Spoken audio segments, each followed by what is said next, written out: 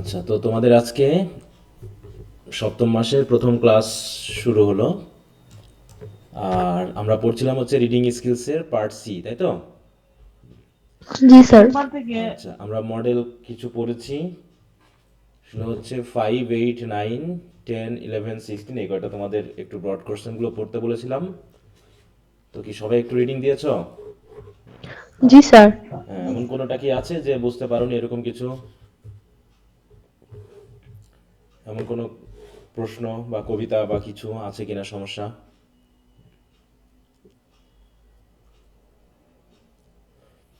আচ্ছা, সমস্যা নাই তাই তো কারো? হবে পড়ছো তো নাকি বলো? না পড়োই নি? স্যার পড়ছি। পড়ছো তাহলে কোনো সমস্যা নাই তাই তো বুঝতে? না স্যার, বুঝতে পারছি। তাহলে ভালো। তাহলে আমরা পরবর্তীতে আরো কয়েকটা কবিতা আজকে পড়বো, দেখি। আমরা 16 পর্যন্ত দিয়েছিলাম তাই তো, 16 পর্যন্ত গেছি। এরপর আমরা 17 নম্বরটা পড়বো আজকে। 17 নম্বর কবিতা দেখো তো মিলে কিনা সবার সাথে।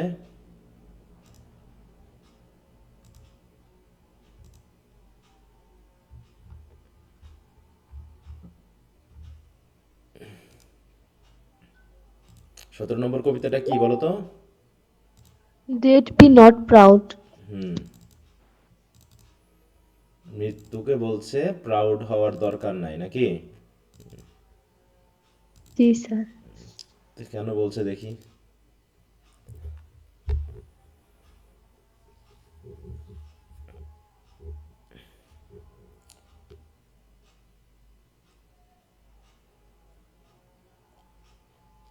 দেখো তো, তোমাদের একটু বলি, এই কবিতাটার দিকে তাকিয়ে একটু খেয়াল করো তো।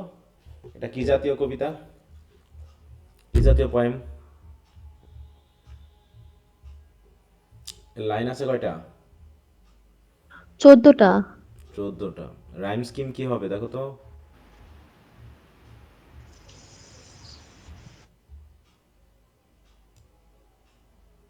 রাইম স্কিমটা কি হতে পারে?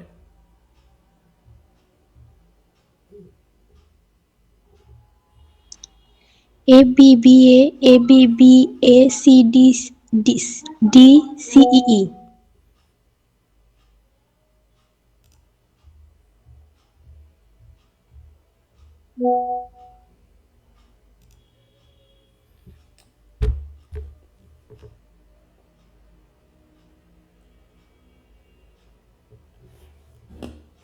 তাহলে এটা 14 লাইন। আর রাইম স্কিম হচ্ছে এ বি বি এ, এ তাই তো? B B A.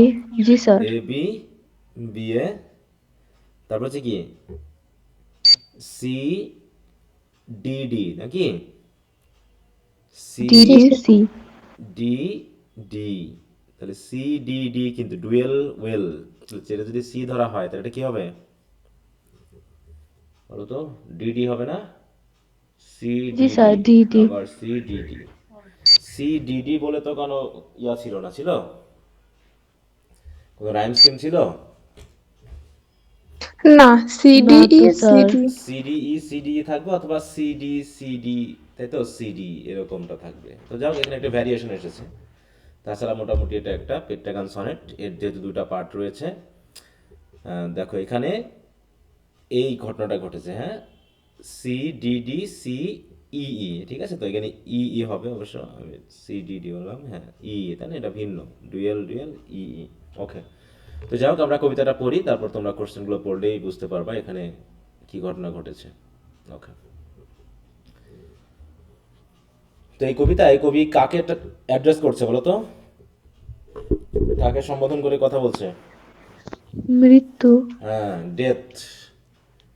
B not proud. হ্যাঁ, বলতেছে মৃত্যু, তোমার অহংকারী হওয়ার কোনো কারণ নেই, এত গর্ব করারও কোনো কারণ নেই। Though some have called thee mighty and dreadful, যদিও কিছু কিছু মানুষ তোমাকে খুব শক্তিশালী বা ভয়ানক মনে করে, ফর দাও আর্ট নট সো, কিন্তু তুমি আসলে তেমনটা নও। দাও আর্ট নট সো, সো মানে কি?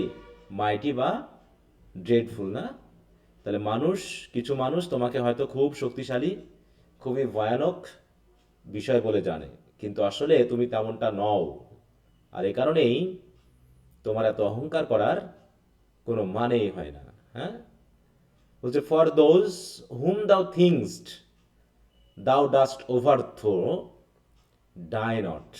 বলছে ফর দোজ হুম দাও থিংস দাও ডাস্ট ওভারথ্রো, মানে কি, যাদেরকে তুমি মনে করেছো যে তুমি তাদেরকে পরাজিত করেছো, মেরে ফেলার মাধ্যমে, মৃত্যুর মাধ্যমে তুমি তাদেরকে পরাজিত করেছো, আসলে তারা মরেনি। Die not. হ্যাঁ, এই লাইনটা কি বুঝতে পেরেছো? যে ফর দোজ হুম দাও থিংসড দাও ডাস্ট ওভারথ্রো, মানে তুমি যাদেরকে পরাজিত করেছো বলে মনে করেছো, আসলে তারা পরাজিত হয়ইনি, তারা মরেইনি। পোর ডেথ, হতভাগা মৃত্যু। ঠিক আছে, বলছে হতভাগা মৃত্যু, তুমি যাদেরকে মেরে ফেলেছো বা তাদেরকে পরাজিত করেছো বলে মনে করেছো, তারা আসলে পরাজিত বা মৃত্যুবরণ করেনি। কারণ কি, নর ইয়েট কান্স দাও কিল মি। হ্যাঁ, তাহলে তুমি যেমন তাদেরকে পরাজিত করতে পারোনি, তুমি যাদের, তুমি যেমন তাদেরকে কি হত্যা করতে পারোনি, তেমনি আমাকেও তুমি হত্যা করতে পারবে না। হ্যাঁ, নর ইয়েট কান্স দাও কিল মি, মানে কান্স মানে কি, ক্যানট। তাহলে তুমিও আমাকে হত্যা করতে পারবে না। তাই আমি তোমাকে দেখে এত ভয়ও পাই না, ঠিক আছে, তোমাকে আমার শক্তিশালী মনেও হয় না। এই জন্য আমার সামনে এসে অন্তত তুমি অহংকার বা গর্ব দেখাবে না। কি কথা বোঝা গেছে? কি বলা হলো এখানে? জি স্যার। জি স্যার। এখানে মৃত্যুকে ছোট করছে নাকি? এখানে টোনটা কি জাতীয় বলো তো, টোনটা কি রকম, মানে কবি এখানে কেমন বোধ করছে, কেমন হতে পারে টোনটা, বলো প্রোটেস্টফুল, বলো। প্রতিবাদী, এর প্রতিবাদী তো না, হ্যাঁ মানে, মৃত্যুর কারণে ছোট করা হচ্ছে ওই রকম একটা আর কি হ্যাঁ এটা অবস্থা। তাহলে কি হতে পারে, তুমি বলতে পারো নিজেই কবি এখানে কনফিডেন্ট, তাই না, কনফিডেন্ট। বলতে পারো। অথবা আইরনিক্যাল বলতে পারো, যে আসলে এখানে মৃত্যুকে একটু আইরনিক্যালি এই কথাগুলো বলা হচ্ছে। হ্যাঁ, আইরনিক্যাল হতে পারে। ঠিক আছে, হ্যাপি তো না নাকি, এটা কি হ্যাপি হবে বা স্যাড হবে? না, না, হ্যাপি না হবে না। হ্যাপিও না স্যাডও না। এখানে তুমি কনফিডেন্ট বলতে পারো, আইরনিক্যাল বলতে পারো, তাই না? হুম, এই জাতীয়। তাহলে এখানে আমরা সেটা পাচ্ছি। বলছি কি দেখো, বলছে from rest and sleep which bird দাই পিকচার্স বি। হ্যাঁ, বলছে যেমন আমরা যখন একটু রেস্ট নেওয়ার জন্য ঘুম দিই, এই ঘুম হচ্ছে তোমার একটা প্রতিচ্ছবি মাত্র। বলছে হুইচ বার্ড দাই পিকচার্স বি, তাহলে কাকে প্রতিচ্ছবি বলা হলো মৃত্যুর? রেস্ট বা স্লিপকে না? ঘুমকে। হুম, মানে আমরা ঘুমালে পারে তোমার মতোই হয়ে যায় আসলে। তাতে কি আমরা ভয় পাই নাকি? ঘুমাতে কি আমরা ভয় পাই, নাকি ঘুমের মাধ্যমে না, আমরা একটু প্রশান্তি পাই? কোনটা পাই? প্রশান্তি পাই হ্যাঁ, ঘুমের প্রশান্তি মাধ্যমে। পাই। তাহলে মৃত্যু যদি তোমার হয়, তোমার প্রতিচ্ছবি হয়, তাহলে সেখানে যেমন আমরা প্রশান্তি পাই, মাস প্লেজার পাই, then from thee much more must flow, তাহলে তুমি যেহেতু ঘুমের থেকে আরো বড়, তাহলে নিশ্চয়ই তোমার কাছ থেকে আরো বেশি প্লেজার পাবো, তাই না? বলছে then from thee much more pleasure, এখানে প্লেজার কথাটা বলা হয়নি, মাস more must flow. Mass flow মানে কি, সৃষ্টি হওয়া, পাওয়া। তাহলে ঘুম বা রেস্ট থেকে যেমন আমরা প্লেজার পাই, তাহলে তুমি হচ্ছে তাদের থেকে আরো বড়, তাহলে তাও তোমার কাছ থেকে তো আরো বেশি প্লেজার আমরা পাবো। তাহলে তোমাকে ভয় পাওয়ার কারণটা কি আমি এখনো বুঝি নাই। হ্যাঁ, অ্যান্ড সুনেস্ট আমার best man with the Duco, অতএব এই পৃথিবীতে যারা আমাদের শক্তিশালী বেস্টম্যান মনে হয়, তারাও তো তোমার কাছেই গেছে নাকি? তারাও খুব পরিশ্রম করেছে, তারাও খুব কষ্ট করে বেস্ট হয়েছে, তারপর শান্তি বা রেস্ট নেওয়ার জন্য তোমার কাছে গেছে। কি কারণে গেছে? দেখো, রেস্ট অফ দেয়ার বোনস, হ্যাঁ, অ্যান্ড সোলস ডেলিভারি, যে এত পরিশ্রম করেছে, এত কষ্ট করেছে পৃথিবীতে, দিয়ে তারা নাম কামিয়েছে, তারা ফেমাস হয়েছে, তারাও কি করেছে? রেস্ট নেওয়ার জন্য তাদের এই হাড়কে, তাদের এই আত্মাকে, তাদের এই বডিকে একটু রেস্ট দেওয়ার জন্য তারাও তোমার কাছে গেছে। তো আমরাও তোমার কাছে যাব, তাতে তোমাকে ভয় পাওয়ার তো কোনো কারণ নেই। কারণ ঘুমের কাছে যেমন আমরা যাই, তাই তো, ঘুম থেকে আমরা মজা পাই, প্লেজার পাই, আনন্দ পাই, শান্তি পাই, প্রশান্তি পাই, তেমনি তোমার কাছ থেকেও আমরা পাবো। অতএব পৃথিবীতে এসেছি, পরিশ্রম করবো, একটু নাম কামাবো, তারপরে তোমার রুমে ঢুকে শান্তিতে একটা ঘুম দিয়ে দিব। তাহলে তোমাকে ভয় পাওয়ার কারণটা কি, তোমাকে এত শক্তিশালী ভাবার কারণটা কি, আমি এখনো বুঝি নাই। আর সে কারণেই তোমাকে আমার শক্তিশালী মনেও হয় না, তোমাকে ভয়ানকও মনে হয় না। এই জন্য অন্তত আমার সামনে এসে তুমি অহংকার করে নাচানাচি করবে না। কি বোঝা গেল? কি বলতে চাইলো? জি স্যার। সবাই কি বুঝতে পেরেছো? একটু আওয়াজ টাওয়াজ দিও। হুম, কোনো জায়গায় জি সমস্যা স্যার। থাকলে। জি হ্যাঁ, স্যার। এবার বলতেছে আসলে তোমাকে তো আমি খুব বেশি সালাম টালাম দিব না, তোমাকে আমি মানে কি বলবো, তোমাকে আমি গুরুত্বই দিব না, কারণ তুমি, আমরা তোমার দাস না, দাও আর স্লেভ, তুমি হচ্ছ স্লেভ। তুমি বরং আমাদের কাছে আসো, আমরা তো তোমার কাছে যাওয়ার জন্য এত উতলা হই না। আমরা কি তোমার কাছে যেতে চাই? কেউ কি মৃত্যুবরণ করতে চাই বলো? না। না। হ্যাঁ, না। বরং তুমি আসো আমাদের কাছে, তুমি আমাদের কাছে আসো, আমরা তোমাকে নিয়ে ভাবিও না, তোমার কাছে যাওয়ার ইচ্ছা আমাদের খুব একটা নেই। হ্যাঁ, তোমার কাছে যাওয়ারও খুব একটা ইচ্ছা আমাদের নেই, বরং তুমি আমাদের কাছে আসো সার্ভ করার জন্য। হ্যাঁ, বলছে thou art slave to fate, chance, kings and desperate man. তুমি হচ্ছ ভাগ্যের কাছে, চান্সের কাছে, বা হচ্ছে যারা রাজা বাদশাহ যুদ্ধ করে বেড়ায়, যুদ্ধ করে খুন খারাপি করে বেড়ায়, অথবা যারা একদম হতাশ মানুষ, যারা সুইসাইড টুইসাইড করে, তুমি হচ্ছে তাদের দাস। ঠিক আছে, অ্যান্ড ডাস্ট উইথ পয়জন, কারণ তোমার কাছে যাওয়ার জন্য বা তোমাকে পাওয়ার জন্য তারা হয়তো পয়জন ইউজ করে, অনেকে যুদ্ধ করে, অনেকে অসুস্থ হয়ে মারা যায়। তাহলে কেউ কি ইচ্ছা করে যায় বলো? কেউ কি ইচ্ছা করে তোমার কাছে যায়? না। হ্যাঁ, কেউ না। ইচ্ছা করে যায় না, কেউ হতাশ হয়ে যায়, কেউ ভাগ্যের চোটে অ্যাক্সিডেন্ট অ্যাক্সিডেন্ট করে মারা যায়, কেউ যুদ্ধে বেশি তাপালিং করতে গিয়ে মারা যায়। ঠিক আছে, অতএব কেউ পয়জন খেয়ে তোমার কাছে যায়, কেউ যুদ্ধে মারা যায়, আর কেউ অসুস্থ হয়ে যায়। অতএব তোমার কাছে তো আমরা ইচ্ছা করে যাই না যে তোমার এত দাম হয়ে যাবে, বরং তুমি আমাদের কাছে ওইগুলোর সুযোগ নিয়ে আমাদের কাছে আসো। তাই তো, তুমি রাজাদের, চান্সের, ভাগ্যের সুযোগ নিয়ে তুমি আমাদের কাছে এসে আমাদেরকে নিয়ে চলে যাও। আমরা তো তোমাকে মোটেও চাই না। ঠিক আছে, আর আসলে এই তুমি যে আমাদের কাছে আসো, এটা ঘুমের মতোই আসো। আমরা একটু শারীরিকভাবে দুর্বল টুর্বল হয়ে গেলে ঘুম এসে যেমন আমাদের শান্তি দিয়ে যায়, তো আমরাও যখন ক্লান্ত হয়ে পড়ি পৃথিবীতে অনেক পরিশ্রম করে, অনেক কাজ করে, বয়সের ভারে, তখন তুমি আমাদের কাছে এসে আমাদেরকে একটা প্রশান্তি দাও, যেমন করে কাজের লোকেরা এসে আমাদের গায়ে হাত বুলিয়ে দিয়ে, হ্যাঁ, গা টিপে দিয়ে, ঠিক আছে, আমাদের মাথা বুলিয়ে দিয়ে, আমাদেরকে বাতাস টাতাস করে যেমন শান্তি দেয়, তো তুমিও তেমনি এসে আমাদেরকে ওরকম শান্তি দাও। ঠিক আছে, অতএব বুঝতেই পারছো যে তোমাকে এত শক্তিশালী ভাবার সময় আমার নেই। And poppy or charms can make us sleep as well. বলছে আমরা যদি ইচ্ছা করি ঘুমানোর জন্য, তা আমরা তো মাঝে মাঝে গাঁজা খাইতেও পারি, আবার মাঝে মাঝে আমরা জাদুবিদ্যা করেও ঘুমিয়ে পড়তে পারি।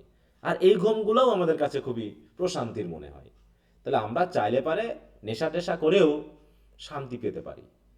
বরং বেটার দ্যান দাই স্ট্রোক, বরং তোমার আঘাতের চেয়ে বা তোমার যে প্রশান্তির দান, তার থেকে বরং আমরা ওই পপি বা চার্মের মাধ্যমেও ভালো প্রশান্তি পেতে পারি। তাহলে তোমাকে কেন আমরা চাইবো বলো তো? আমাদের ভাল লাগছে না, আমাদের ইচ্ছা হলো আমি একটা নেশা করে ফেললাম, নাকি? আমার ভাল লাগছে না, আমি একটু বিনোদন টিনোদন নিলাম। তাহলে তোমার কাছে আমরা কখন যাওয়ার আশা করি বলো তো? মোটেও আশা করি না। হোয়াই সুয়েলস দাও দেন, তাহলে তোমার এত বুক ফুলানোর কি আছে বলো, এত অহংকার করার কি আছে? হোয়াই সুয়েলস দাও দেন, তুমি কেন এত অহংকার করো আমার সামনে এসে? হ্যাঁ, ওয়ান শর্ট স্লিপ পাস্ট, তুমি যখন আসোই তখন অনেকটা ঘুমের মতো হয়। কারণ তুমি আসা মানে তুমি আমাদের একটু ঘুম পাড়িয়ে দাও, আর অমনি ঘুম ভেঙে গেলে আমরা কি করি? We wake eternally. তারপরে আমরা ইটারনালি, আজীবনের জন্য, মানে কি একদম চিরকালের জন্য আমরা আবার জেগে উঠি, আত্মিকভাবে আমরা জেগে উঠি। And death shall be no more, তারপরে আমরা মারা যাওয়ার পর কি আমরা কখনো আর মৃত্যুর কথা ভাববো বলো? আমরা না। মারা যাওয়ার, না। তার মানে আমরা তো আর মৃত্যুর কথা ভাববোই না। ভাববো না মানে ভাববোই না, তার মানে আমরা জাস্ট, মৃত্যুটা হচ্ছে একটা ঘুমের মতো। জাস্ট মনে করো ওই বাংলাদেশ থেকে ইন্ডিয়াতে যাওয়ার ক্ষেত্রে বর্ডারটা পার হওয়া, তারপরে আমি ইন্ডিয়াতে চলে গেলাম, তাহলে তুমি হচ্ছে একটা বর্ডার মাত্র, ইহজগৎ থেকে পরজগতে যাওয়ার একটা বর্ডার। জাস্ট আমি একটু ঘুমানোর মাধ্যমে তোমার বর্ডারটা পার করে গেলাম, অমনি আমি ইটারনালি জেগে উঠলাম। তারপর থেকে তুমি কে যে মৃত্যু, তা আমার মাথায় থাকে না। অতএব তোমাকে নিয়ে ভাবারও আমার টাইম নেই, যে মৃত্যু কখনো আমার কাছে আর আসবে, এটা আমি কখনোই ভাববো না। অতএব মূল কথা হলো আমি মরি নাই, ডেথ দাও শ্যাল ডাই, বরং তুমি আমার কাছে মারা যাও। যে আমি আর যেহেতু ভাববোই না যে মৃত্যু আমার কাছে আসবে, তার মানে মৃত্যু আমার কাছে মারা গেছে, আমি আর মৃত্যুর ভয় কখনোই করব না। তাহলে সেই ক্ষেত্রে তোমার এত অহংকার বা গর্ব করার কি কিছু আছে? নিশ্চয়ই নাই। সুতরাং ডেথ বি নট প্রাউড। কি কথা বোঝা গেল? জি স্যার। স্যার শেল্ড মানে কি? শ্যাল, ও বুঝছি স্যার। শ্যাল, ডাথ, হ্যাথ আছে না, এরকম পাইনি আমরা? এই দেখো সুয়েলস, জি স্যার। সুয়েলস মানে কি? এই যে সুয়েলস এস বাই ক্যান্সড এস, ওটা পাইছি, হ্যাঁ। ক্যানসড, এগুলো হচ্ছে তৎকালীন সময় এগুলো ওয়ার্ড ইউজ করা হতো। কবিরা যেভাবে লিখছে সেভাবে আমাদের কাছে দেওয়া যায়। যেমন আর্ট, আর্ট মানে কি? দাও আর্ট নট সো, আর আর আর, দ্য তাই না? আর্ট মানে আর। আর, ওকে। তো এই হলো মোটামুটি কবিতাটি। তোমরা একটু সামারিটা পড়ে নিয়ে একটু বোঝার চেষ্টা করো, তারপরে একটু রাইম টাইম তো এগুলো বুঝবাই। আচ্ছা, সামারি কি আছে না থিম আছে এখানে শুধু? এই দেখো টোনটা হচ্ছে আইরনিক্যাল। এই যে সামারিটা একটু করে নাও, হ্যাঁ, ছোট করে সবাই পড়ো দেখি কয়েক মিনিট।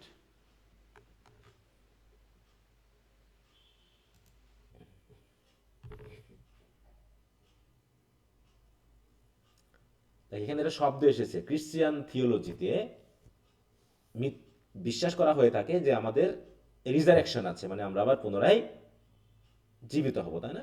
জন্মগ্রহণ করবো। মানে আমরা আবার পুনরায় জীবিত হব, মানে জন্মগ্রহণ না, ঠিক জীবিত হব, বেঁচে উঠব, ঠিক আছে, কিয়ামতের সময় নাকি? হুম, এটা বিশ্বাস করা হয় না যে আমাদের কি করা হবে, আবার পুনরায় জি। কিয়ামতের সময় জি জাগানো স্যার। হবে, তারপর বিচার করা হবে ইত্যাদি। তো এরকম আর কি। রিজারেকশন মানে পুনরুত্থান, নতুন করে জেগে ওঠা। অর্থাৎ মৃত্যু মানে আসলে তেমন কিছু না, এটা নতুন করে আত্মিকভাবে জেগে ওঠা, এটা বলা হয়েছে। তো পড়ে নাও একটু সবাই।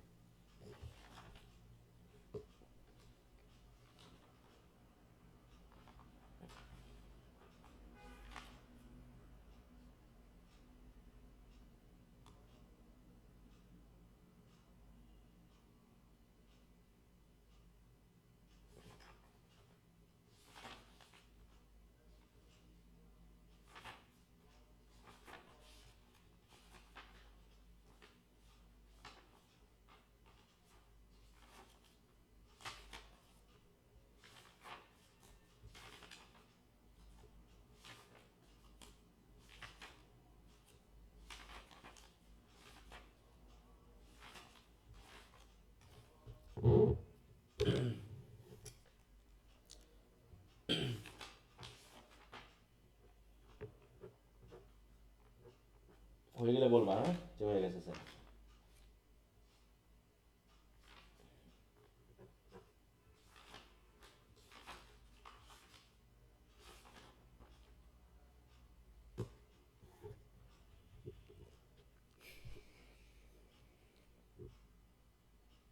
স্যার পড়া হয়েছে। স্যার স্যার হয়েছে সবার? স্যার এই যে সাম গুলা, তারপরে যেগুলা টোন, এগুলা কি আমরা মুখস্থ করতে হবে নাকি কি, এগুলা কেমনে লিখবো স্যার? কেমনে লিখবা? যেভাবে পড়তো সেভাবে লিখতে হবে তোমাকে। এখন তুমি মুখস্থ করবা না নিজে বানিয়ে লিখতে পারবে, সেটা তোমার উপর ডিপেন্ড করবে, ঠিক আছে? আমি কেমন এই যে এখানে যেমন কোশ্চেন আনসারটা লেখা আছে এভাবে তো তোমাকে লিখতে হবে নাকি, না অন্য কোনো ভাবে লিখতে হবে? স্যার বানায় লিখতে হলে তো আগে সেন্টেন্স লিখতে জানতে হবে হ্যাঁ, তা সেইগুলো ইংলিশে। তো শিখতে হবে। সেই গ্রামার টামার গুলো কি শিখা প্র্যাকটিস করেছো? আর সেন্টেন্স এখানে তুমি পড়তেছোই, তাহলে সেইভাবে তোমাকে লিখতে হবে, পড়তে হবে, এভাবেই তোমাকে সেন্টেন্স মেকিংটা শিখে ফেলতে হবে। এখানে তো তুমি দেখতেছোই কিভাবে সেন্টেন্স গুলো আছে, আছে না? হুম। জি তা এখানে তো তুমি প্রতিনিয়ত ইংরেজি পড়তেছো, এভাবেই তো সেন্টেন্স মেকিং পাওয়ারটা তোমার বেড়ে যাওয়ার কথা। এখন তুমি যদি শুধুমাত্র রিডিং পড়ে যাও, যদি বাড়িতে একটু না লেখো, না প্র্যাকটিস করো, আমি যে উত্তরগুলো লিখতে দিচ্ছি সেগুলো যদি তুমি পরীক্ষা টরীক্ষা না দাও, তাহলে তোমার সেন্টেন্স মেকিং পাওয়ার কি তৈরি হবে? বলো, হবে কি? না স্যার। তাহলে এমনি এমনি তো হবে না, তোমাকে প্র্যাকটিস করতে হবে। আর গ্রামার নিয়ে আলোচনা করা হয়েছে না, সেন্টেন্স স্ট্রাকচার নিয়ে আলোচনা করা হয়েছে, ফ্রেজ নিয়ে আলোচনা করা হয়েছে, ক্লজ নিয়ে আলোচনা করা হয়েছে, হয়েছে কিনা? হুম, সেগুলোকে একটু জি দেখছো? জি স্যার হয়েছে। হুম। তা সেইগুলো ব্যবহার করে করে এগুলো পড়তে হবে। পড়ার সময় সেই সেন্টেন্স মেকিং কিভাবে হয়েছে প্র্যাকটিস করতে হবে, তোমাকে কিভাবে এগুলো ফ্রেজ হয়েছে সেগুলো দেখতে হবে, এবং সেগুলো তোমাকে লিখতে হবে খাতায় বাড়িতে। হ্যাঁ, এখন মুখস্থ তো কোনো সমাধান না। মুখস্থ কি কোনো সমাধান? বলো। না, হ্যাঁ, তা আবার অনার্স লিখে তো এখন একেবারেই না। মনে করো তোমাকে আমি 10টা সেন্টেন্স শেখালাম, তারপর তুমি 10টা সেন্টেন্স শিখাই মনে করলা তোমার শেখা হয়ে গেছে, এবার তুমি চুপ হয়ে গেলা। তোমাকে কি স্যার আজীবন শেখাতেই থাকবে, না তোমাকে প্র্যাকটিস করে নিজে শিখে নিতে হবে? বলো তো, কি মনে হয়? তোমরা চুপ মানে স্যারকে প্রতিদিন শেখাতে হবে নাকি? না না স্যার, স্যার, নিজে নিজে প্র্যাকটিস practice করতে হবে করতে হবে। বাড়িতে। হ্যাঁ, তাহলে এখানে যে সেন্টেন্স গুলো আছে এগুলো কি খুব জটিল? আমি যে ক্লজ ফ্রেজ সেন্টেন্স স্ট্রাকচার শেখালাম, এগুলো কি, এগুলো দিয়ে বিবেচনা করে কি নিজে নিজে প্র্যাকটিস করা যায় না? নাকি স্যার কবে শেখাবে, প্র্যাকটিস করাবে, সেই অপেক্ষায় আছো আবার? বলো, কি মনে হয়? সবাই চুপ। তার মানে তোমরা বাড়িতে পড়াশোনা করো? নিজেদের চেষ্টা করতে হবে। হুম? তোমরা কিসের অপেক্ষা আছে? এই যে death make us sleep, death makes us sleep মানে কি? মৃত্যু আমাদেরকে ঘুম পাড়িয়ে দেয়। এটার জন্য কি আমাকে আবার নতুন করে প্রতিদিন সেন্টেন্স শেখাতে হবে? নাকি সেন্টেন্স না শেখানো হয়ে গেছে না স্যার, স্যার। তোমাদের? আমি তো তোমাদের 10টা যা সেন্টেন্স শিখেছি স্ট্রাকচার, ওটা সাথে মিল ক্লজ রাখতে হবে। ফ্রেজ তো আলোচনা করেছি যে কিভাবে সেন্টেন্স লিখতে হয়, কিভাবে সেন্টেন্সের ফ্রেজ তৈরি করতে হয়, কিভাবে ক্লজ ধরতে হয়, এগুলো শেখানো হয়েছে না? হুম। জি স্যার। তা জি পড়ার স্যার। সময় যদি এগুলো ব্যবহার না করো, সেগুলো যদি ইউজ না করো, তাহলে তোমাকে কি আজীবন আমি সেন্টেন্স স্ট্রাকচার শেখাতে পারবো? বলো, নাকি না। তুমি শিখতে পারবা? হুম। এইটুকু যে পড়লা, এখানে কোন জটিল সেন্টেন্সটা আছে আমাকে বলো, যে স্যার আমি বুঝতেছি না, জটিল সেন্টেন্সটা বলো আমাকে। যেইভাবে স্যার আমি লিখতে পারছি না, আমি লিখতে পারবো না, এখানে কোন জিনিসটা আছে এত কঠিন? একটা সেন্টেন্স আমাকে দেখাও যে স্যার এই সেন্টেন্সটা আমার কাছে খুব কঠিন লাগলো। কেউ একজন দেখাও তো, পারবা দেখাতে? স্যার তেমন নাই স্যার, এগুলো তাহলে সহজ সহজ। তাহলে পুরোটা এইগুলোতেই তো পাই সহজ। তোমাকে প্র্যাকটিস করতে শুধু হবে, তাই একটা না? ওয়ার্ড ছাড়া সবগুলোই সহজ ওয়ার্ড। হুম।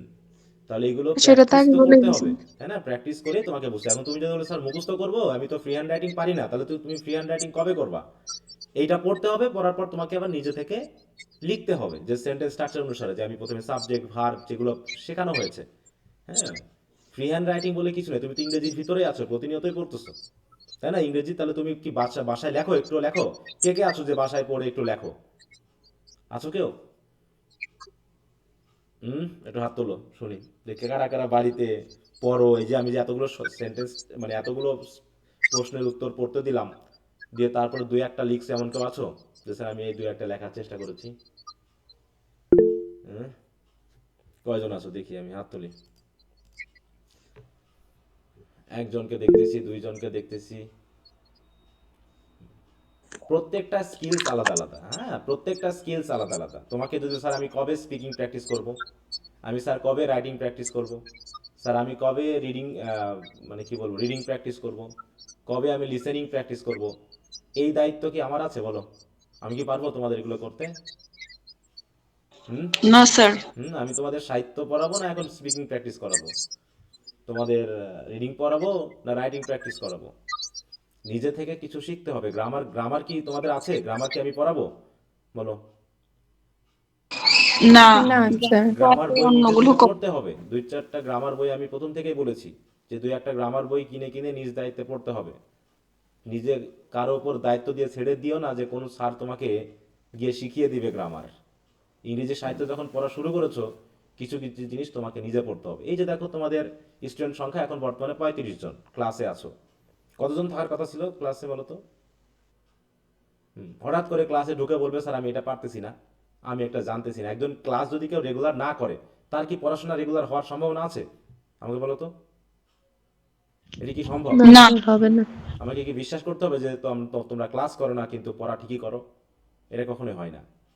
হ্যাঁ, তোমরা এটুকুই শান্তি পাও যে স্যারের সাথে যুক্ত আছি, বুঝতে পারছো? এই টাকা দিয়ে তোমরা শান্তি পেয়ে যাও যে এক জায়গায় তো আছি যুক্ত, হয়ে যাবে কিছু একটা। হ্যাঁ, দিন শেষে যেটা হওয়ার সেটাই কিন্তু হবে। অতএব মুখস্থ করবা কিনা, ফ্রি হ্যান্ড রাইটিং প্র্যাকটিস করবা কিনা, সেটা তোমার পড়তে পড়তে তুমি বুঝতে পারবা যে তোমার কি করতে হবে। হ্যাঁ, তো আগে তুমি এখন মনে করতেছো যে তুমি ওয়ার্ডই জানো না, তুমি মনে করো পড়তেই পারো না, তোমার কি ফ্রি হ্যান্ড রাইটিং হবে? বলো। নাকি পড়তে পড়তেই ফ্রি হ্যান্ড রাইটিং এর এক্সপিরিয়েন্সটা চলে আসবে?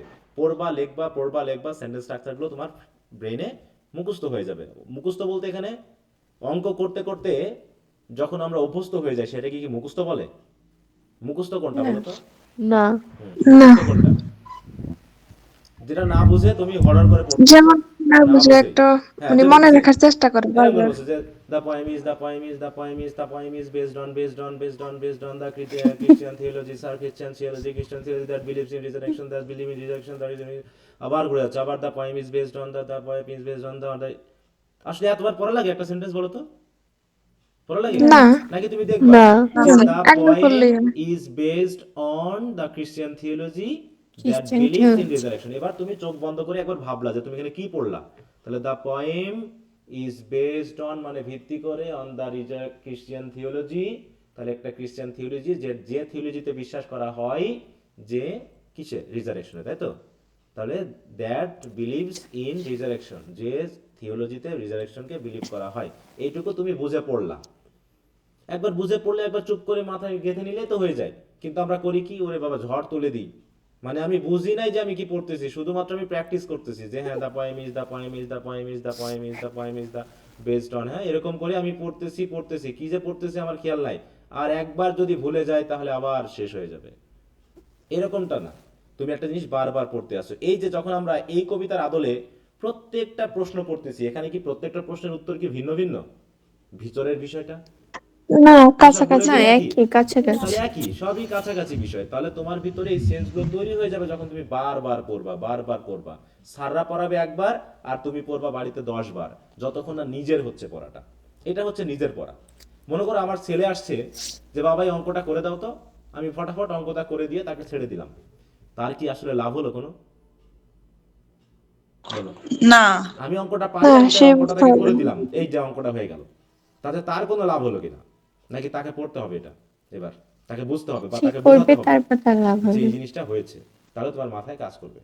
অতএব প্রত্যেকবার আমার সন্তান আসতেছে আমি তাকে অঙ্কটা করে দিচ্ছি, যে অঙ্ক দিচ্ছে সে সেটাই করে দিচ্ছি, এতে তার বই শেষ 1 মাসের ভিতর, কিন্তু তার একটা অঙ্ক করা হয়নি, তাহলে সে কি অঙ্ক পারবে আর পরবর্তীতে? না। বরং তাকে না। দিয়ে অঙ্কটা করাতে হবে, তাই না? তো এই জন্য আমি তোমাদের কি এই যে জি স্যার। প্রশ্ন উত্তরগুলো আমি পড়িয়ে দিচ্ছি না, মানে তোমাদেরকে রিডিং করাচ্ছি, তার মানে এগুলো সহজ, তোমরা এই নিজেরাই রিডিং করতে পারবা। তার মানে রিডিং পড়তে তোমার মাথায় গেঁথে যাবে, একটা সেন্টেন্স তুমি অটোমেটিক বলতে শিখবা, যে আই এম আ স্টুডেন্ট, হ্যাঁ I am a student who reads regularly, তাতে I am a student who reads regularly for making a good result, I am a student who reads regularly for a good result so that I can get a good job. দেখো আমি কি আস্তে আস্তে বড় করে ফেললাম না সেন্টেন্সটা? জি স্যার। হ্যাঁ বড় হয়ে যাবে। জি স্যার। এরকম করতে করতে তুমি আস্তে আস্তে এক্সপ্যান্ড করতে শিখবা, যে একটা সেন্টেন্স ছোট সেন্টেন্স, সেই জন্য তো আমরা ক্লজ পড়েছি, ফ্রেজ পড়েছি, যে কিভাবে একটা সেন্টেন্সকে এক্সপ্যান্ড করতে হয়। হ্যাঁ, তো এগুলোকে কাজে লাগাও, পড়তে থাকো, মুখস্থের ধার ধারতে হবে না, আর মুখস্থ করে হয়ও না, ওটা ব্রেনের ক্ষতি হয়। তারপরে কিছু জিনিস তো মুখস্থ হয়ে যাবে, পড়তে পড়তে মুখস্থ হওয়া আর না বুঝে মুখস্থ করা কি এক জিনিস, বলো? না। এক জিনিস না। না, হ্যাঁ, ওই জন্য ডিফারেন্স। তোমাদেরকে বারবার একই জিনিস পড়তে হবে, পড়তে দেখবা যে ওই জিনিসগুলো তোমার মাথায় গেঁথে গেছে, যে একটা সেন্টেন্স কিভাবে লিখতে হয়, একটা ফ্রেজ কিভাবে হয়, তাহলে তোমরা সাহিত্য পড়তেছো, সাথে সাথে ভাষাটা অটোমেটিক তোমাদের হয়ে যাবে। এই জিনিসটাকে আমরা মনে করে থাকি, ঠিক আছে? কি বুঝতে পেরেছো? তাহলে তোমার কি করতে জি হবে এবার স্যার। বলো। এবার এই যে আমি এতগুলো কথা বললাম, এ থেকে তুমি কি বোধ করলা? মুখস্থ করবা? না, পড়তে হবে বুঝে পড়তে হবে, হ্যাঁ বারবার বুঝে পড়তে হবে, পড়তে হবে। তাহলে হ্যাঁ বুঝে তুমি হবে। পড়তে আর হবে, একবার লিখতে তুমি হবে যাতে হ্যাঁ প্রত্যেকটা সেন্টেন্স রিডিং। ধরে ধরে তুমি যদি সাবজেক্ট ভার্ব অবজেক্ট এরকম করে একটু ধীরে ধীরে পড়ো, তুমি অর্থও বুঝবা, তোমার ভিতরে এগুলো প্র্যাকটিস আকারে গেঁথে যাবে, দেখবে যে তুমি অটোমেটিক তখন লিখতে পারতেছো। হ্যাঁ, এইটা হচ্ছে ব্যাপার, কারণ এত পড়া মুখস্থ করে সম্ভব না, ঠিক আছে? আচ্ছা একটু মিউট রাখো, কারণ মনে হচ্ছে ঋতু পারবি, একটু মিউট রাখো, তোমার ওদিক থেকে সাউন্ড আসতেছে। ওকে, তাহলে আশা করি বুঝতে পেরেছো। তাহলে সামারিটা সবাই পড়া শেষ হয়েছে? জি জি। স্যার। জি স্যার। আচ্ছা, যেমন হ্যাঁ দেখো স্যার, খুবই হয়েছে। সেন্টেন্স শর্ট সেন্টেন্স, তাই না? দেখো বলছে death is only a short sleep, এটা একটা সিম্পল সেন্টেন্স। কি জাতীয় সেন্টেন্স বলো তো আমাকে, এই সেন্টেন্সটাকে একটা ইয়া করো, আমরা এক্সপ্লেইন করি। Death is only a short sleep, এটা স্ট্রাকচারটা কি এই সেন্টেন্সটাকে, বলো তো, স্ট্রাকচারটাকে বলতে পারবা? Death is a short sleep, future. না ওটা তো স্যার বললাম। লাস্ট কোনটা? হ্যাঁ বলো। Subject plus linking verb plus noun linking complement. Noun verb. Complement, তাই তো। এটা death is only a short sleep, William Shakespeare is a poem, এই সরি ইজ আ পয়েট নাকি, বা dramatist, William Wordsworth is a poet, I am a student, Bangladesh is a small country, একই structure না এগুলো? তুমি জি বলতেছো মৃত্যু হলো একটা শর্ট স্লিপ। এখন তুমি বাংলা থেকে ইংরেজি না, তুমি এটা বুঝে নাও যে এরকম করে বলতে হয়। বলছে আফটার হুইচ, যেটার পরে একটা ক্লজ শুরু হলো, প্রিপোজিশনাল ফ্রেজ হিসেবে ক্লজ, তাই না? আফটার হুইচ, যার পর, আফটার হুইচ মানে কি, যে স্লিপের পর the dead awake into eternal life. হ্যাঁ, যে দ্য ডেড মানে কি, মৃত ব্যক্তি, awake into eternal life, awake মানে জেগে ওঠা, ইনটু ইটারনাল লাইফ, এটা হচ্ছে প্রিপোজিশনাল ফ্রেজ, তাই না? Prepositional phrase. তারপরে ইটারনাল লাইফ, যে লাইফে কি হয়, where there is no existence of death. এই হোয়ার মানে যে ইটারনাল লাইফে মৃত্যুর কোনো অস্তিত্ব নাই। দেখো এটা এটা এটা কি স্ট্রাকচার হলো বলো তো? দ্য ডেড অ্যাওয়েক রিলেটিভ ইটারনালি, তাহলে এটা হলো কি, দেয়ার দিয়ে গঠন, এটা দেয়ার দিয়ে, দেয়ার ইজ জি নো এক্সিস্টেন্স, দেয়ার এর স্ট্রাকচার এটা। এটা হচ্ছে দেয়ার দেখো, বার এটা হচ্ছে subject plus linking verb plus noun complement, এটা হচ্ছে subject plus intransitive verb plus adverb, আর এটা হচ্ছে দেয়ার প্লাস সাবজেক্ট, তারপর বাকি অংশ। দেখো, অথচ এখানে তিনটা ক্লজ আছে না? এটা হলো আমাদের প্রিন্সিপাল ক্লজ, এইটা হলো আমাদের একটা সাবঅর্ডিনেট ক্লজ, এটা হলো আমাদের আর একটা সাবঅর্ডিনেট ক্লজ, মিলে এটা হচ্ছে একটা কমপ্লেক্স সেন্টেন্স নাকি? এটা কি একটা কমপ্লেক্স সেন্টেন্স? একইভাবে দাস একটা connector, death itself will die, তার মানে হলো যে মৃত্যু আসলে নিজেই মারা যাবে। তাহলে আমি মারা যাব, তাই না? I will die, he will die, man will die, animals will die. একইভাবে ডেথ উইল ডাই। এখন ইটসেলফ ইউজ করা হয়েছে ফোর্স দিয়ে বলার জন্য যে মৃত্যু নিজেই মারা যাবে। ডেথ ইটসেলফ উইল ডাই মানে I myself will die, he himself will die, she herself will die. দেখতেও হ্যাঁ, পাচ্ছি না, মানে কোথাও হ্যাঁ বলো, নাকি সবার। কার সমস্যা? হুম, হ্যাঁ, কার কি সমস্যা হচ্ছে?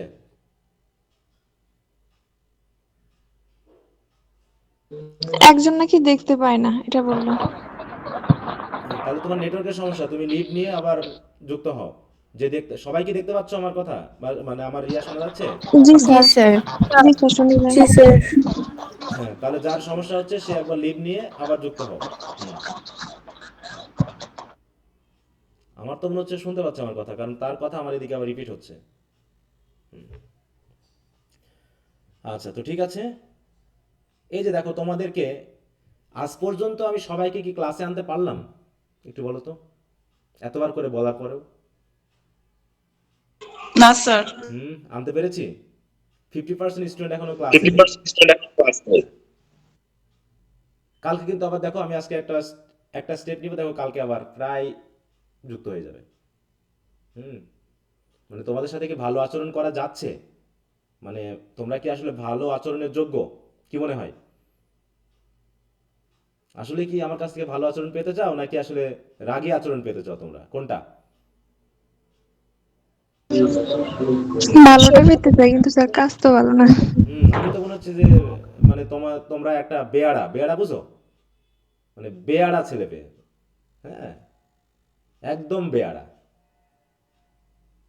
আজকে তো তোমাদের আমার লাস্ট, মানে আজকের ক্লাসের পর আমি তোমাদেরকে রিমুভ করে দিব, এটাই তো বলা হয়েছে নাকি?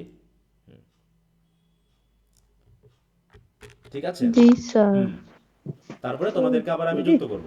তবে এই যে আজকে যে 36-37 জন স্টুডেন্ট আছো, এই কজনকে আমি এই ইয়া ধরে ধরে আমি অ্যাড করব, আর বাকিগুলোকে জরিমানা ছাড়া আমি অ্যাড করব। আর তোমরা, তোমাদের একটা বিষয় হচ্ছে, আমি একটা জিনিস আগে সবাইকে বলেছিলাম, যারা পরীক্ষাগুলো দাওনি জরিমানা দিতে, যারা যারা দাওনি জরিমানা সহ তাদেরকে আমি যুক্তই করাবো না আর। সেটা মনে রেখো তোমাদেরকে। তোমরা যে বেয়াড়া, হ্যাঁ, অ্যারোগেন্ট, এইরকম ছেলেপেলে নিয়ে অন্তত পড়াশোনা করানো যায় না। হ্যাঁ, তাই মানে একই কথা যে বারবার বলতে হয়, এতটা এতটা ভালো না। হুম, অনিয়ম করতে পারো, কিন্তু এতটা বেয়াদবি এবং বেয়াড়াগিরি করাটা মোটেও মানে মানায় না এটা। স্টুডেন্ট লাইফে তো মানায় না, আর অনার্সে পড়তেছো। পড়াশোনা বাদ দিয়ে দাও, তাদের বললেন তো তোমাদের জন্য মঙ্গল হবে। ঠিক আছে? তো এইভাবে করে পড়াশোনা করে এই পড়াশোনা দিয়ে কোনো কাজ হবে না। হুদাই শুধু টাকা পয়সা খরচ হবে আর সময় নষ্ট হবে। ওর থেকে পড়াশোনা বাদ দিয়ে যেটা তুমি করতেছো, যেখানে সময় দিচ্ছ সেটাই করতে থাকো। যদি ঘুমাতে থাকো তা ঘুমাও, যদি বন্ধুর সাথে মজা করতে থাকো তো মজা করো, যদি টাকা ইনকাম করতে থাকো তো টাকা ইনকাম করো, কিন্তু পড়াশোনার সাথে ফাজলামি করার কোনো প্রশ্নই আসে না। করলে বিপদ আছে। সেটা সময় তোমাকে বুঝিয়ে দিবে, কারণ আমরাও দেখে এসেছি ভাই, পড়াশোনা করে করে এসেছি, দেখে এসেছি কারা কোথায় কে কীভাবে আছে। হ্যাঁ, তা শিখবা না, জানবা না, বুঝবা না, 100-150 স্টুডেন্ট থাকবা গ্রুপে, ক্লাস করবা 40 জন। আচ্ছা তো যাক, এটা বলে দিলাম, যারা আছো তারা যদি স্যার, রেকর্ড ক্লাসটা দেখো একটু বুঝে নিও। স্যার হ্যাঁ বলো। নমস্কার স্যার, আমি তো নমস্কার। আর নতুন তো আচ্ছা, স্যার, কিভাবে পড়লে ভালো হয় তো একটু যদি বলে দিতেন। আর কিভাবে কোন দিন কি কোন ক্লাসটা? কোনো ইউটিউব নেই, তুমি গ্রুপে যুক্ত হয়েছো, একটা ক্লাসের পরে একটা শিট দেওয়া হয়, তুমি নিশ্চয়ই দেখেছো। ওই হিসাবে আজকে যা পড়াচ্ছি, যা পড়া দিব তুমি পড়ে আসবা, ঠিক আছে? আর যদি নতুন যুক্ত ঠিক হয়েছে, আছে তোমাকে স্যার। একটা কথা বলে যুক্ত করা আছে, তোমাকে আগে রেকর্ড ক্লাসগুলো দেখে নিতে হবে। যেগুলো হয়ে গেছে তোমার সিলেবাস ধরে ধরে তুমি টপিকগুলো দেখবা, সেই টপিকের যে রেকর্ড ক্লাসগুলো দেওয়া আছে সেগুলো করবা, তারপরে ওগুলোকে তুমি বুঝে ফিনিশ করবা, ঠিক আছে? এই, আর ঠিক আছে স্যার। বর্তমান লাইভ ক্লাসে আমি যেভাবে যেগুলো পড়তে দিব, এখন যেমন কয়েকটা কবিতা পড়ানোর পর বলবো এই কবিতাগুলোর ইম্পর্টেন্ট মানে বড় ব্রড কোশ্চেনগুলো তোমরা জাস্ট রিডিং দিয়ে আসবা। জাস্ট রিডিং বলতে বলেছি, আমি কি এখনো বলেছি একবারও মুখস্থ করতে হবে? বলো না তো। স্যার। না। না স্যার। তারপরে তোমরা অনেকে প্রশ্ন করো, স্যার মুখস্থ করব নাকি ফ্রি হ্যান্ড লিখবো? আমি তো বলেছি জাস্ট পড়ে আসো, পড়ে আসো, বুঝে বুঝে পড়ে আসো। আমি এখনো মুখস্থর কথাও বলিনি, আমি কিছুই বলি না, আমি জাস্ট বলছি পড়ে আসতে। রিড বলেছি, হ্যাঁ? অতএব বুঝবা যে আমি কি বলতেছি।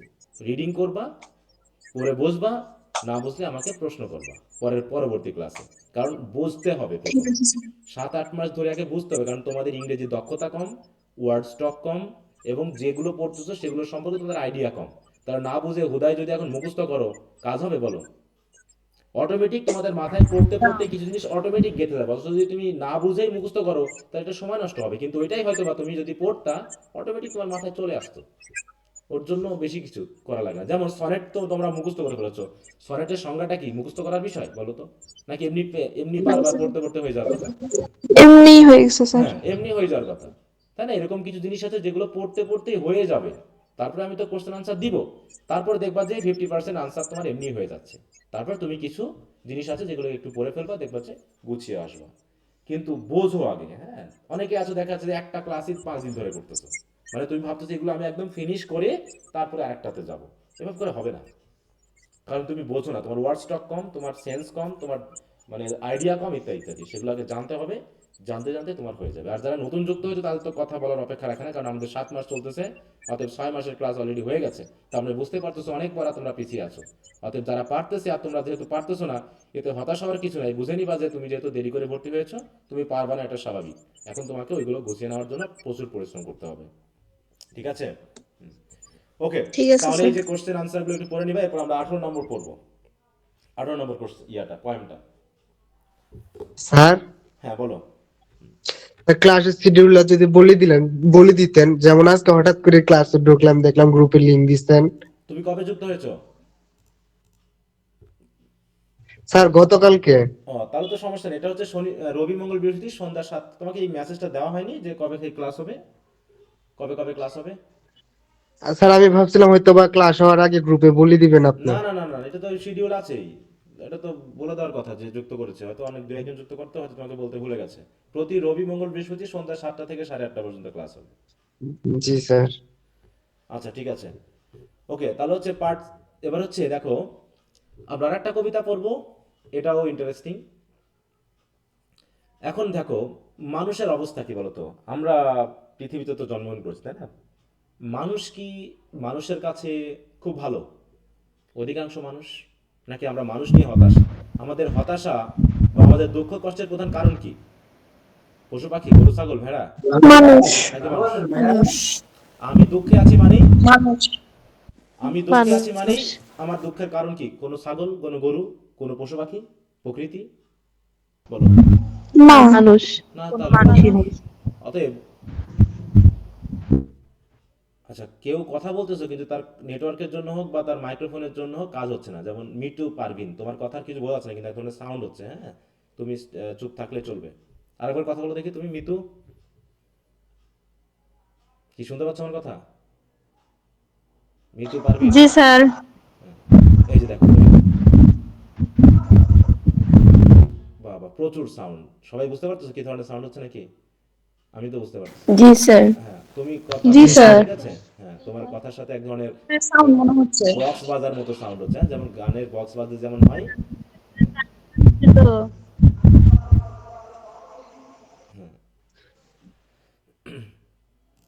আচ্ছা তো যাও, আমরা পড়া শুরু করি। বলছে, তা এই মানুষকে নিয়ে আমাদের সমস্যা, ঠিক আছে তো? যে যত সমস্যা, আমরা মানুষ, কিন্তু আমরা মনে করি আমরা সবাই ভালো থাকবো। এই পৃথিবীতে ভালো থাকতে চায় না কে? সবাই আমরা ভালো থাকতে চাই, কিন্তু সমস্যাটা হলো আমরা সবাই কারো না কারো দ্বারা খারাপ থাকি, কিন্তু সবাই আমরা ভালো থাকতে চাই। কারণটা কি? কারণটা হচ্ছে আমরা ধান্দাবাজ, আমরা স্বার্থপর। আমি আমার ভালোর জন্যই এমন কাজ করি যেটা অন্যের জন্য খারাপ হয়ে যায়, আমি অন্যকে নিয়ে ভাবি না। ঠিক আছে, এটাই হলো আমাদের প্রধান কারণ। যেখানে আমি যদি মন খুলে ভাবতাম, আমি যদি স্বার্থহীনভাবে ভাবতাম, তাহলে হয়তো আমারও সুখ হতো, তারও হতো। কিন্তু আমি স্বার্থবাদী করে করলাম কি, আমি আমার ভাইয়ের জমিটা লিখে নিলাম, মনে করো ধান্দাবাজি করে আমি আমার ভাইয়ের জমিটা লিখে নিলাম। আমি কি হ্যাপিতে থাকবো? আমি কি হ্যাপিনেস নিয়ে থাকবো? বলো, আমি কি সুখে থাকবো? হুম? না। আমার না। ভাই, আমার ভাইও থাকবে না, কারণ সে মানসিক কষ্টে থাকবে যে আমার ভাই আমার জমি লিখে নিয়েছে। ঠিক একইভাবে আমার মনের ভিতরে এটা নিয়ে কখনোই প্রশান্তি আসবে না যে আমি কারোর জমি মেরে নিয়েছি। হ্যাঁ, আমি আমার সম্পদটা আমার নামে থাকবে, এটা এক ধরনের সন্তুষ্টি বোধ পাবো, কিন্তু অরিজিনাল হ্যাপিনেসটা আমি কখনো পাবো না। অতএব এইভাবে আমার কাছে মনে হয়, যদি 100% মানুষ ভাবি, 100% মানুষই কোনো না কোনোভাবে অন্য মানুষ দ্বারা প্রভাবিত, নেগেটিভলি প্রভাবিত। আজকে যদি বলি আমার খুব মন খারাপ, নিশ্চয়ই আমার মন খারাপ কার জন্য? অন্য কারোর জন্য, যে আমার মনটা খারাপ করে দিয়েছে, অন্য কোনো মানুষের জন্য। তাই না? কারণ আমি আমার জন্য মন খারাপ কখনোই করব না। বা আমি আমার কাছে আমার পশু পাখি গাছপালা কখনোই আমাকে দুঃখ দিবে না, প্রকৃতি কখনো আমাকে কখনোই দুঃখ দিবে না। দুঃখ দিলে এই মানুষই দিবে। অতএব কবি খুব রেগে গিয়েছে। এটা একটা অ্যাজ ইউ লাইক ইট নামে একটা ইয়ে আছে, তোমাদের একটা ড্রামা আছে উইলিয়াম শেক্সপিয়ারের। সেই ড্রামাটা তোমরা সেকেন্ড ইয়ারে পড়বা। তো সেই সেকেন্ড ইয়ারে দেখানো হয়েছে, এটা গল্পটা কাহিনীটা পিছনেরটা বলি তাহলে বুঝতে পারবা। বড় ভাই হচ্ছে একটা রাজ্যের প্রধান ছিল, হ্যাঁ, মনে করো রাজা ছিল। তো তার ছোট ভাই কোনোভাবে ধান্দাবাজি করে তার রাজ্যটা কেড়ে নেয়, এবং ঠিক আছে, তাকে রাজ্য থেকে বিতাড়িত করে। এতে কি দাঁড়ালো? বড় ভাই সে রাজ্য থেকে চান্স না পেয়ে সে কোথায় চলে গেল? কোনো এক বনে, সেখানে গিয়ে সে বসবাস শুরু করলো। এখন বনে সে আছে, বনে তো অসুবিধা হবে নাকি, সেখানে ঝড় থাকবে, ঝঞ্ঝা থাকবে, খাবারের সমস্যা থাকবে। তখন সে কি পাচ্ছে? এগুলো প্রকৃতি থেকে সমস্যা হচ্ছে না। হঠাৎ দেখা যাচ্ছে ব্যাপক ঠান্ডা পড়তেছে, শীতে কষ্ট পাচ্ছে। আমি যদি এখন মনে করো ব্যাপক শীত পড়তেছে, ঠিক আছে, ব্যাপক শীত পড়তেছে, আমি যদি বাইরে যাই, আমার কি, আমি কি মানে আমি কি ধরনের কষ্ট পাবো? মানসিক কষ্ট পাবো না শারীরিক কষ্ট পাবো? বলো তো। শারীরিক। এটা শারীরিক। হ্যাঁ, তাহলে ব্যাপক ঠান্ডা পড়ার কারণে এটা হচ্ছে আমার শারীরিক কষ্ট হচ্ছে শরীরের উপরে, কিন্তু মনের কিন্তু কোনো কষ্ট নাই। আমরা আসলে কোনটাকে কষ্ট বলে বেশি ভাবি, শারীরিক কষ্ট না মানসিক কষ্টটাকে? মানসিক। মানসিকটাকে আমরা মেইনলি ভাবি, কারণ শারীরিক কষ্ট মানসিক আমি মনে কষ্ট। করো আমি পরিশ্রম করছি, তাই এই যে এখন আমি পরিশ্রম করতেছি, চিৎকার করতেছি, কথা বলতেছি, আমি একটু কষ্ট পাচ্ছি। কিছুক্ষণ পর বসলে বা আমি একটু যদি একটু শুয়ে পড়ি, একটু রেস্ট নিই, এটা ঠিক হয়ে যাবে।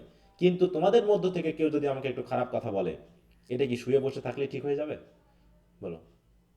না স্যার। নাকি এটা প্রতিদিন থাকবে আমার মধ্যে? না। এটা মানসিকভাবে আমি এটা ভাবতে থাকবো যে এরকম কথা কেন বললাম, আমি একটু মানসিক কষ্ট পাবো। তো আমরা প্রধানত অধিকাংশ ক্ষেত্রেই অন্য মানুষ দ্বারা মানসিকভাবে কষ্ট পেয়ে থাকি। সেটা যদি কেউ একজন, আমি ভালো কিছু করতেছি, সে যদি আমাকে কড়া কথা বলে দেয়, বা কেউ যদি আমার সাথে ধান্দাবাজি করে। হ্যাঁ, মনে করো আমার এক বন্ধু ছিল, এরকম একটা উদাহরণটা একদম প্র্যাকটিক্যাল উদাহরণ। আমার এক বন্ধু, আমি 10 লাখ টাকা ঋণ নিয়েছিলাম একটা ব্যাংক থেকে। আমার বন্ধু আসলো, তার খুব প্রয়োজন ছিল টাকাটা, আসলো, বললো বন্ধু তুই আমাকে দিয়ে দে, তোকে আমি 1 মাসের মধ্যে টাকাটা দিয়ে দিব। একদম পুরো 9,95,000 টাকা আমি চেকে লিখে দিলাম, সে টাকাটা তুলে নিয়ে গেল। আমি তাকে বিশ্বাসে দিয়ে দিলাম। আজ হচ্ছে 4 বছর চলতেছে এই টাকাটা, বুঝতে পারছো? সে টাকাটা আমাকে ফেরত দেয়নি। সে আমার বেস্ট ফ্রেন্ড ছিল একজন। অলরেডি সে এই সময়ের মধ্যে বাড়ি বানিয়েছে, এই সময়ের মধ্যে সে গাড়িও কিনেছে, বুঝতে পারছো? কিন্তু সে আমার টাকাটা পরবর্তীতে দিতে শুরু করছে, কিস্তি চালাচ্ছে, বুঝতে পারছো? অনেক জোরাজুরি করার পর বলছে আমি পুরো টাকাটা একসাথে দিতে পারবো না, আমি তোর কিস্তিটা শোধ করবো। তাহলে আমার কি লাভটা হলো, আর ওর কি লাভটা হলো? সে এখন, আমি গ্রামে গেলে সে আমার মুখোমুখি দাঁড়াতে পারে না, সে আমার সামনে আসতে পারে না। তাহলে সেও কি সুখে আছে, আর আমিও কি কষ্টে আছি, তো নাকি? বলো তো। তাকে দেখলে আমার একটু কষ্ট লাগে, লাগবে কিনা বলো? কি মনে হয় এটা দিয়ে? আচ্ছা, একটু মিউট রাখো। তোমরা মাইক্রোফোন বা ইয়ারফোন ইউজ না করলে তোমরা রেকর্ড ক্লাসগুলো দেখলে বুঝতে পারবা কি ধরনের সমস্যা হয়। হ্যাঁ, তাহলে এই উদাহরণটা যে আমি বললাম, এটা প্র্যাকটিক্যাল, এটা এক্সাম, মানে শুধু ইয়া না, এটা গল্প না, আমি বাস্তবতায় বললাম। তা কি মনে হয় এখন এটা দেখার, এটা শোনার পর বা এটা হওয়ার পর আমি কেমন আছি আর ও কেমন আছে? দুইজনই ভালো আছি আমরা, তাই না? হুম? No, sir. হ্যাঁ, তার অনেক বাড়ি হয়েছে, গাড়ি হয়েছে, তাতে কি আমার সামনে আসলে সে কি ভালো থাকবে? বলে আমার সামনে আমি তাকে কিছু বলি না, না, বলছি ভালো বিষয় থাকবে নেই। না। না, হ্যাঁ, সে একটা গিল্টি ফিল থেকেই যাবে। হ্যাঁ থেকেই যাবে। হ্যাঁ, তো এরকম আর কি বিষয়টা যে আমরা আমাদেরই দুঃখের বা কষ্টের কারণ। তো যাই হোক, এটা নিয়ে কোনো সমস্যা নাই, একটা উদাহরণ বললাম, এটা বাস্তব উদাহরণ, এরকম অসংখ্য উদাহরণ আছে অকৃতজ্ঞতার। ঠিক আছে? তো একবার এক বন্ধুকে সে মানে সে আর কলই ধরলো না, বুঝতে পারছো? সে এমন এমন বন্ধু ছিলাম আমরা যে বিসিএস যখন পরীক্ষা দিলাম, আমরা পরীক্ষা দিয়েছি এবং ভাইবা পর্যন্ত তাদের সাথে আমাদের কথা, ভাইবার রেজাল্ট পর্যন্ত। ঠিক আছে? তো তো যেদিন রেজাল্ট হলো আমাদের ফাইনাল রেজাল্ট, সেদিন রেজাল্ট দেওয়ার 1 ঘন্টা আগেও তার সাথে আমার কথা হয়েছে। ঠিক আছে? যে আমার তো তখন কম্পিউটার ছিল না, স্মার্টফোনও ছিল না, তার রেজাল্ট দেখার মতো অ্যাবিলিটি আমার ছিল না। তা আমার রেজাল্টগুলো সেই দেখতো। হ্যাঁ, প্রিলি রিটেন সব তার কাছ থেকে দেখা। তারপরে রাত 11টায় আমাদের রেজাল্ট দিয়েছিল, বিসিএস 34তম। তো তারপরে তাকে আমি কল দিই যে রেজাল্ট তো দিয়েছে, হঠাৎ করে শুনলাম নিউজটা। তো তখন আমি কল দিলাম, সে আর কল ধরে না আমার, বুঝতে পারছো? তারপর থেকে সে আমার কল ধরে না। তারপরে রেজাল্টটা আমি অন্য একজনের কাছ থেকে শুনলাম, আমার আরেক বন্ধুর কাছ থেকে, সে জানাই দিল যে আমার হয়েছে। তো পরবর্তী তারটা দেখলাম যে তারটা হয়নি, এ কারণে সে আমার ফোন ধরেনি কখনো আর, বুঝতে পারছো? তাহলে এখানে দোষটা কি আমার, বলো তো? যে আমার জন্য কি তাহলে না, না স্যার, স্যার। না। সেখানে কষ্ট পেয়েছে। হ্যাঁ, সে ঈর্ষান্বিত হয়ে উঠেছে। উফ, দেখো তোমাদের জান্নাতুল ফেরদৌস একটু মিউট রাখো তোমরা। তোমরা যারা ইয়ারফোন ইউজ করো না, তারা যদি ইয়ে করো, আনমিউট করো, তাহলে আমার কথাটাই আমার কাছে আবার চলে আসতেছে। হ্যাঁ, এভাবে করলে পড়াতে অসুবিধা হয়, বুঝতে পারছো? এই যে বারবার পড়া থেকে ঘুরে আমাকে আবার তোমাকে ইয়া করতে হচ্ছে, এতে কেটে যাচ্ছে বারবার আমার কথার ধারাটা। হ্যাঁ, এটা একটু খেয়াল রেখো তোমরা। আমাকে বলতে হচ্ছে, আমি যদি না বলা পর্যন্ত তুমি কিন্তু মিউট করবে না, আর না করার কারণে ওই কথাটা আমার কাছে আসবে, আমার কথা তোমার কাছে যাবে না। এগুলো একটু খেয়াল করো তোমরা, হ্যাঁ একটু খেয়াল করো। হয়তো তোমরা বুঝতে পারতেছো না, হয়তো তুমি বুঝতে পারতেছো না যে এরকমটা হচ্ছে। আচ্ছা, তো যাও, এতক্ষণ যে কথাগুলো বললাম এই কবিতার সাথে রিলেটেড কিছু কথা এই জন্য বলে নিলাম যাতে বুঝতে সুবিধা হয়। তা ওই যে বড় ভাই যে বনে বসবাস করতেছে এখন, হ্যাঁ, সে তখন মানে মনে করো প্রচুর ঠান্ডা পড়তেছে, শারীরিকভাবে কষ্ট হচ্ছে, কিন্তু তাতেও সে মানসিক কষ্ট না পাওয়ার কারণে সে হ্যাপি ফিল করতেছে। হ্যাঁ, এবং বলতেছি কি দেখো, blow blow the winter wind, হ্যাঁ, শীতের ঠান্ডা বাতাসকে তুমি আরো বও, যত পারো ঠান্ডা তুমি আমাকে দাও, কারণ দাও আর্ট নট সো আনকাইন্ড, তুমি তো অতটা নির্দয় বা দয়াহীন নও। অ্যাজ ম্যানস ইনগ্র্যাটিটিউড, হ্যাঁ, মানুষ যেমন অকৃতজ্ঞ হলে যে ধরনের আনকাইন্ডনেস দেখায়, আমরা যে মানসিক কষ্ট পাই, তোমার এই ঠান্ডা বাতাস আমাকে তো সেই কষ্ট দিচ্ছে না, অতএব তোমার প্রতি আমার কোনো অভিযোগ নেই। তাই তো উইন্টার সিজনে এমন ঠান্ডা পড়বেই, অতএব তোমার ঠান্ডা বাতাস তুমি যত পারো বও, এতে আমার কোনো কষ্ট হচ্ছে না, আমার কোনো রকম কোনো ব্যথা নেই, কষ্ট নেই। কারণ কারণ এই ঠান্ডাটা ওই ভাইয়ের মতো এতটা বেশি হ্যাঁ, অকৃতজ্ঞ না। মানে ও তো অকৃতজ্ঞতা দেখাচ্ছে না, বলছে কি, কারণ তুমি তো অকৃতজ্ঞ নও, কারণ এমন কিছু তোমার সাথে আমার ঘটেনি, লেনদেনের ব্যাপার নেই, বা তুমি আমাকে প্রতারিত করোনি, বরং ঠান্ডা পড়তে হয় তাই পড়তেছে। অতএব এখানে তোমার প্রতি তো আমার কোনো অভিযোগ থাকতে পারে না। বরং মানুষ যখন ইনগ্র্যাটিটিউড দেখায়, অকৃতজ্ঞতা দেখায়, একজনকে হেল্প করলাম তারপরে যখন সে অকৃতজ্ঞতা দেখাবে, সেটা যেমন আনকাইন্ডনেস দেখায়, সেটা যেমন আমাকে কষ্ট দেয়, তোমার এই ঠান্ডা বাতাস আমার জন্য মোটেও কষ্ট লাগতেছে না। দাই টুথ ইজ নট সো কিন, কারণ তোমার যে ঠান্ডার যে দাঁত, সে দাঁত তো এত তীক্ষ্ণ ন, বিকজ দাও আর্ট নট সিন, কারণ তোমাকে তো দেখাও যায় না। তুমি যে ঠান্ডা বাতাস, তাই তো, বিটিং কোল্ড, এটা তোমাকে আমরা দেখতে পাই না, এবং তোমার কোনো দাঁতও নেই যেটা দিয়ে তুমি আমার শরীরে কামড় দিচ্ছ, জাস্ট আমাকে একটা ফিলিং দিচ্ছ, ঠান্ডা ফিলিং, এতে আমি একটু শারীরিকভাবে হয়তো কষ্ট পাচ্ছি। বলছে অল দো দাই ব্রেথ বি রুড, যে যদিও তোমার ঠান্ডা বাতাস কিছুটা রুক্ষ, কিছুটা শারীরিকভাবে আমি কষ্ট পাচ্ছি, কিন্তু তোমার দাঁত এত মানে তীক্ষ্ণ নয় যে তুমি আমাকে একদম খেয়ে ফেলবা, হ্যাঁ, ছিঁড়ে ফেলবা, এমনটা কষ্ট তুমি আমাকে দিচ্ছ না। অতএব যত পারো ঠান্ডা বাতাস তুমি বইতে থাকো, আমার কোনো সমস্যা নেই। সুতরাং হেই হো, সিং হেই হো, হ্যাঁ, অতএব গান করো, মন খুলে সবাই মিলে গান করো, আনটু দ্য গ্রিন হলি, বলছে এই যে বন, হ্যাঁ, পবিত্র এই বনে সবাই মন খুলে গান করো, ঠান্ডা বাতাস হোক, বৃষ্টি হোক, ঝড় হোক, এতে আমার কোনো সমস্যা নেই, কোনো কষ্ট হবে না, বরং মন খুলে গান গাও সবাই মিলে। কারণ প্রকৃতির কাছে আমরা কোনো ধরনের কোনো কষ্ট পাই না, বরং মানুষের কাছে পাই। কারণ কি, মোস্ট ফ্রেন্ডশিপ ইজ ফেইনিং, কারণ অধিকাংশ বন্ধুত্ব হচ্ছে ভান। মোস্ট লাভিং মিয়ার ফলি, অধিকাংশ ভালোবাসা হচ্ছে মাত্র বোকামি ছাড়া কিচ্ছু না। ঠিক আছে, তো ভালোবেসে প্রেম করে বিয়ে করলা, পরের দিন থেকে স্বামী আর ভালোবাসে না, হ্যাঁ, সংসার থেকে বিতাড়িত করে দেয়, তোমার কষ্টে সে কষ্ট ফিল করে না। তাহলে ভালোবাসা বোকামি। যে যে কিনা বলেছিল, হ্যাঁ, তোমাকে আমি নিয়ে আজীবন, তাই তো, মরেও তোমাকে নিয়ে আমি থাকতে চাই, হ্যাঁ, কত কথা না, কত কথা আমরা ভালোবাসার সময় বলি। তোমার জন্য আমার জীবন, আমার জন্য তোমার জীবন, তুমি চাইলে আমি আকাশের চাঁদটাও এনে তোমার হাতে দিয়ে দিতে পারি, নাকি? তোমার পাশে বসে বসে আমি জনমের পর জনম কাটিয়ে দিতে পারি। তোমার হাতে, হাইপারবোল। হ্যাঁ, তোমার ওই হাতের আদা আদা সিদ্ধ খাবার, হ্যাঁ, লবণযুক্ত খাবার, লবণহীন খাবার আমি অমৃত বলে খেয়ে নিতে পারি। শুধু বিয়েটা করে দেখো কোথাকার অমৃত কোথায় গিয়ে দাঁড়ায়, হ্যাঁ। মা একটুও খাবার রান্না শেখায়নি, ঠিক আছে, তো তুমি কি রুটি বানাতে পারো না? এই রকম করে শুরু হয়ে যাবে কাহিনী। তাই বলতেছে, আর বন্ধুত্ব তো একটা উদাহরণ তো দিলাম, এরকম কত বন্ধুত্ব দেখলাম। Most friendship is feigning, most loving mere folly. সুতরাং এসব বাদ দাও, বন্ধুত্ব, ভালোবাসা এসব বাদ দাও, দিয়ে এই বনে বসবাস করো আর মন খুলে গান করো, হ্যাঁ। Then heigh ho the holly, this life is most jolly. This life বলতে কোন লাইফ? এই ওই রাজপ্রাসাদের যে লাইফ, বনবাসের নাকি বনের উন্মুক্ত জীবন, হ্যাঁ, বনের যেখানে আমার যে কোনো টেনশন লাইফটা। নাই, কোনো মানে কারো প্রতারিত হওয়ার সুযোগ নাই, কেউ আমাকে প্রতারণা করবে তেমন কোনো সুযোগ নাই, জাস্ট এই লাইফটাই হচ্ছে সবচেয়ে আনন্দদায়ক। এবার বলছে কি, ফ্রিজ ফ্রিজ দা বিটার স্কাই, অতএব যে ঠান্ডা পড়তেছে না, যেন পুরো আকাশটা যেন ফ্রিজ হয়ে যাচ্ছে, জমে যাচ্ছে। তাই এই রাজা বলতেছে, আরো ফ্রিজ হয়ে যাও, জমিয়ে দাও আকাশ। কারণ কি, দাও ডাস নট বাইট সো নাই অ্যাজ বেনিফিটস ফরগট, হ্যাঁ। কারো উপকার করলে সে যখন ভুলে যায়, সে ভুলে যাওয়ার পরে যে ব্যথাটা আমরা পাই, যে কামড়টা পাই, সেই কামড় তুমি নিশ্চয়ই দিতে পারো না। কারণ বলছে দ্যাট, মানে যে bitter sky that does not byte so নাই, নাই মানে কি, গভীরে, সেই গভীরের কামড় এই ঠান্ডা আকাশ দিতে পারে না, এই ফ্রিজিং কোল্ড দিতে পারে না। যেমনটা কামড় আমরা পাই কেউ কাউকে উপকার করলে সে যদি ভুলে যায়, হ্যাঁ, অ্যাজ বেনিফিটস ফরগট, হ্যাঁ। Though thou the water surf the sting it's not so sharp, একই মতো, হ্যাঁ। তোমার যে দাঁত যেমন স্কিন না, তোমার এই কাঁটা, স্টিং মানে কি, স্টিং মানে কি, হুল নাকি, বা কাঁটা, বা হচ্ছে কি কি বলবো এখানে, ওই যে ইয়া থাকে না, শুল না, এগুলো বলা হয়, যেমন মৌমাছির থাকে নাকি, বলছে যখন বিধিয়ে দেয়, হ্যাঁ।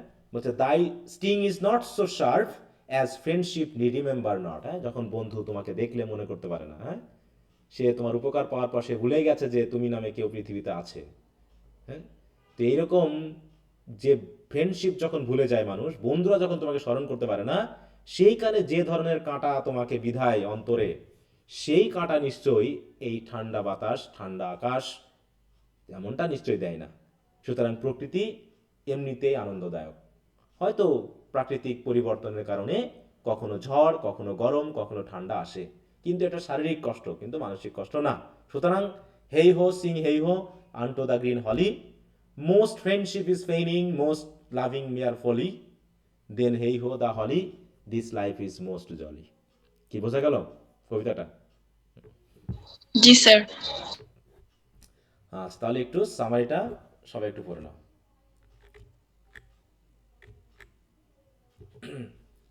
সামারিটা পড়ার জন্য 4 মিনিট সময় তোমাদের।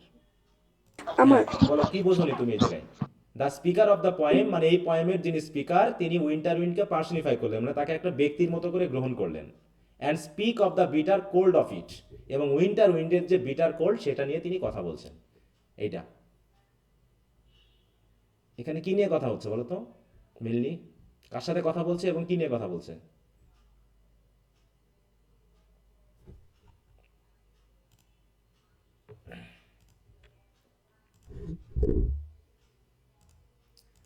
আচ্ছা, তো আর কারো কোনোটা সমস্যা আছে এখানে? তো বাকিটা সবাই একটু বাসায় ভালো করে পড়ে নিবা, ডিকশনারি ঘাটবা, ওয়ার্ডগুলো দেখবা, যারা নতুন স্যার আছে আমার যে সেকেন্ড লাইনটাতে speaks of the bitter cold of it, এই কথাটা, এই লাইনটার মানেটা স্পিক্স অফ মানে কি? স্পিক মানে কি বলো তো? স্পিক মানে কি? বলা, তাহলে বলা, কথা বলা, কি সম্পর্কে কথা বলছে উনি? বিটার কোল্ড অফ ইট, ইট মানে কার কার ইট বলতে কাকে বোঝানো হচ্ছে? উইন্টার উইন্ড, তাহলে উইন্টারের কি সম্পর্কে কথা বলছে? হ্যাঁ বিটার কোল্ড কথা, বিটার কোল্ড, হুম, তিক্ত। বিটার জি মানে স্যার। তিক্ত না, সবসময় বিটার মানে তিক্ত হয় না, এটার সাথে কি তিক্ত হবে? বিটার যখন কোল্ড হবে এটাকে তিক্ত বলা হবে না তীক্ষ্ণ বলা হবে? না। অনেক বেশি ঠান্ডা হ্যাঁ, তোমাকে ওটা বুঝতে অবস্থাটা হবে। বুঝে সবসময় ওই যে একটা ওয়ার্ড তুমি জেনেছো, তীব্র। হ্যাঁ, এটা কখনো হয় না। তোমাকে ওয়ার্ডের মিনিংটা ওই সেন্টেন্সের সাথে করতে হবে। ঠিক আছে? এটা বলে কনটেক্সচুয়াল মিনিং। তুমি একটা ওয়ার্ডের মিনিং জানো যে বিটার মানে তিক্ত বা তেতো, তাহলে এখন সব জায়গায় কি তেতো মিনিং হবে? বলো। না। বললাম he is a bitter man. Bitter man মানে কি তাহলে? সে কি তেতো মানুষ? না। তার মানে কি? খারাপ মানুষ। খারাপ না। মানুষ। হ্যাঁ, এখন বিটারটা কোথায় ইউজ করা হচ্ছে সেই অর্থের মিনিংটা হবে। ঠিক আছে? হ্যাঁ, লিটারেল মিনিং সবসময় এক জায়গায় ঘুরে ফেরা করবে না। বুঝতে পেরেছো কথা?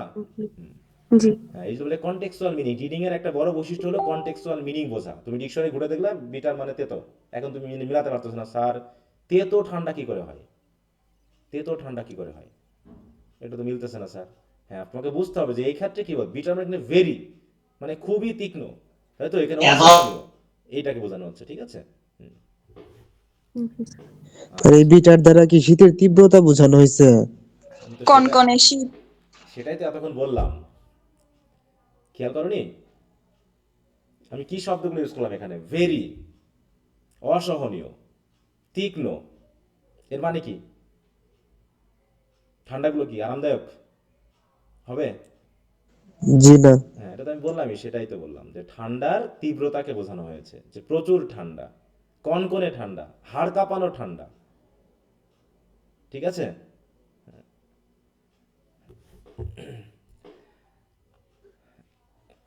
আচ্ছা, তারপরে আর আর কোনোটা?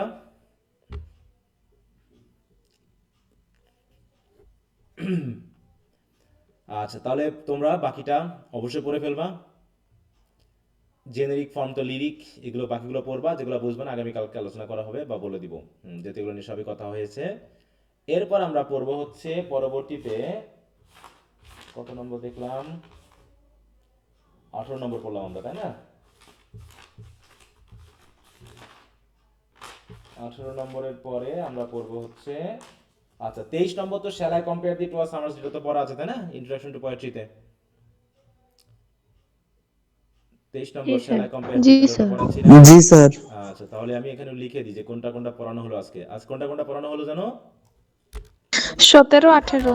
হ্যাঁ, আমি এর সাথে অ্যাড করে দিলাম জাস্ট। হ্যাঁ, 17 আর 18। 17 পড়ানো হলো, 18 পড়ানো হলো। এরপর 23 নম্বরটা অলরেডি তোমাদের পড়া আছে বিধায় এটা আমি পড়াবো না, তোমরা পড়ে নিবা। এরপর আমরা পড়বো হচ্ছে 24 নম্বর। কি হলো এটা?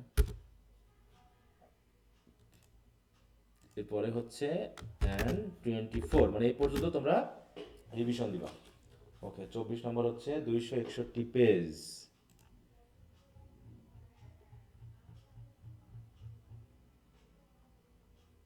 এই যে এটা, হ্যাঁ 2011 সালে এসেছিল, এটা আবার 2011 সালে এসেছিল। ওকে, এইখানে হচ্ছে মানে প্রাকৃতিক সৌন্দর্য আমাদেরকে মাঝে মাঝে এমনভাবে টানে যে ওখান থেকে আর যেতে ইচ্ছা করে না। এরকম হয় না মাঝে মাঝে? মনে করো তুমি একটা জায়গাতে ঘুরতে গেছো, ঘুরতে যাওয়ার পর আর বাড়িতে ফিরতে মন চাচ্ছে না।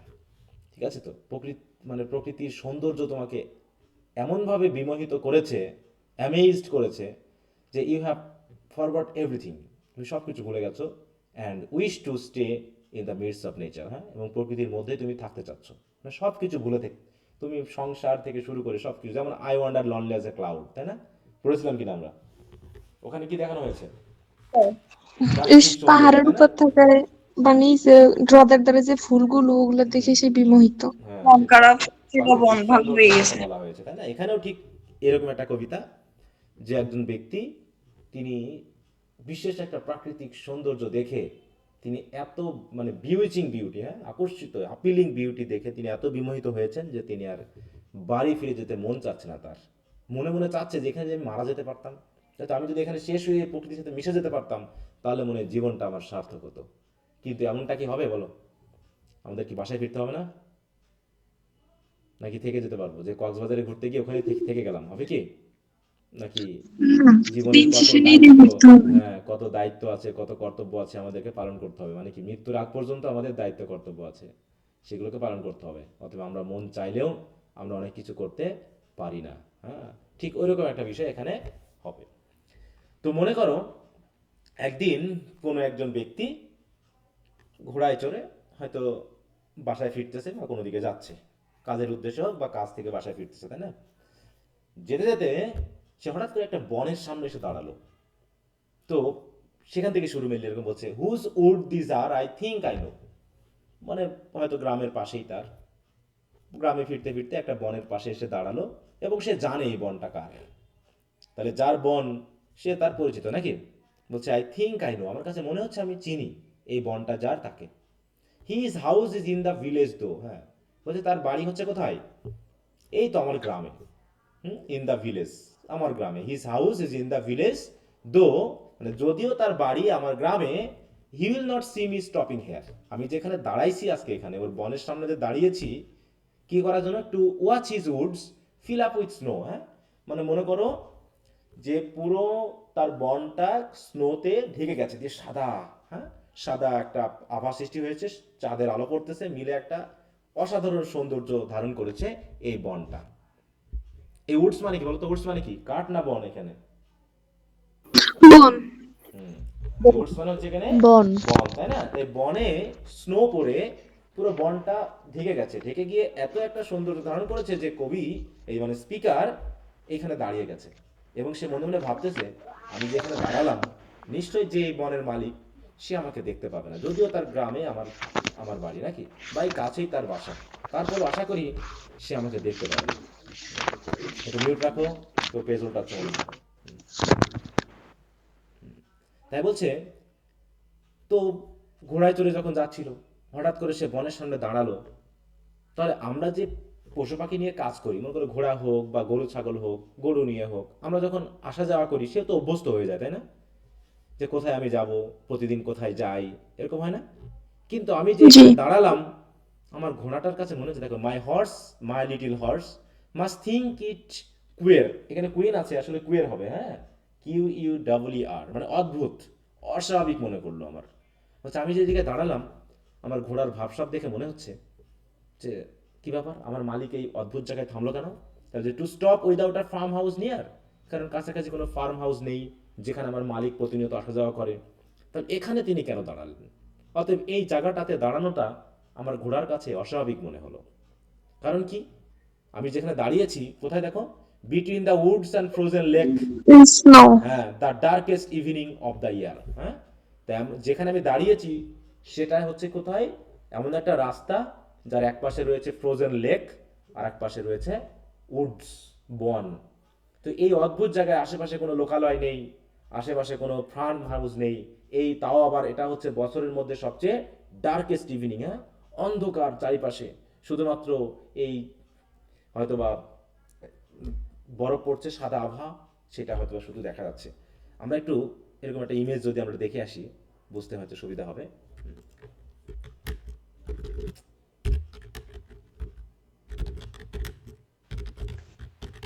স্যার আপনার এটা কি পুরান বই?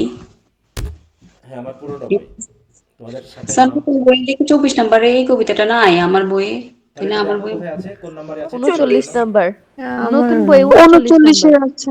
39 নম্বর। তো দেখে নাও, এই যে মনে করো এই বনটা, হ্যাঁ, কেমন লাগছে দেখতে? ঢাকা না ইয়াতে তুষারে, তাই তো, শিশিরে ঢাকা বা হচ্ছে তুষারে ঢাকা বা বরফে ঢাকা না, এরকম দেখতে। তো মোটামুটি যদি রাতে হয়, আমরা যদি রাত নাইট দিই, এই যে কেমন লাগতেছে, এই যে মনে করো এটা হচ্ছে অন্ধকার, এই হচ্ছে রাস্তা, এইটা হচ্ছে বন, দেখা যাচ্ছে, দেখতে পাচ্ছ কি কিছুটা? জি স্যার। তো এই অবস্থায় দেখতে নিশ্চয়ই অস্বাভাবিক সুন্দর মনে হচ্ছে না? এই যে, তো সেখানে সে রাস্তার পাশে দাঁড়িয়ে গেছে এবং তার ঘোড়ার ভাবসাব দেখে তিনি মনে করতেছেন যে আমার ঘোড়া ভাবতেছে কি ব্যাপার, আমার মালিক এই জায়গায় কেন দাঁড়ালো? এ কারণে সে কি করতেছে, সে আমাকে একটু আভাস দেওয়ার জন্য যে আমরা হয়তো ভুল জায়গায় থেমেছি। He gives his harness bells a shake. Harness bell বুঝো? What is the harness bell of a horse? ওই যে গলার ঘন্টগুলা। হার্নেস বলতে কি বোঝায়? হার্নেস বলতে, হার্নেস বুঝো? লাগাম বুঝো? লাগাম, জি, এই যে দেখো, ওই যে গলার দিকে এই যে থাকে। গলা দিয়ে দেখো বেল, হ্যাঁ, তার মাথাটা সে ঝাঁকিয়ে বোঝাতে যাচ্ছে আমরা কি ভুল করতেছি না তো কোনো কিছু। তাই বলছে সে বেলে একটা শেক দিল, একটা ঝাঁকি দিল, হ্যাঁ, এই যে এই বেলটা, হ্যাঁ, এই হার্নেস বেল এটাকে বলা হয়। তাই বলতেছে কি করলো, he gives his harness bells a shake to ask, যেন সে আমাকে জিজ্ঞাসা করতে যাচ্ছে if there is some mistake, কোনো ভুল হয়েছে বা কোনো ক্ষতি হয়েছে বা কোনো খারাপ কিছু ঘটেছে। বলছে কারণ কি, চারিপাশে এই বেলের সাউন্ড ছাড়া, কারণ আর কোনো সাউন্ড নেই।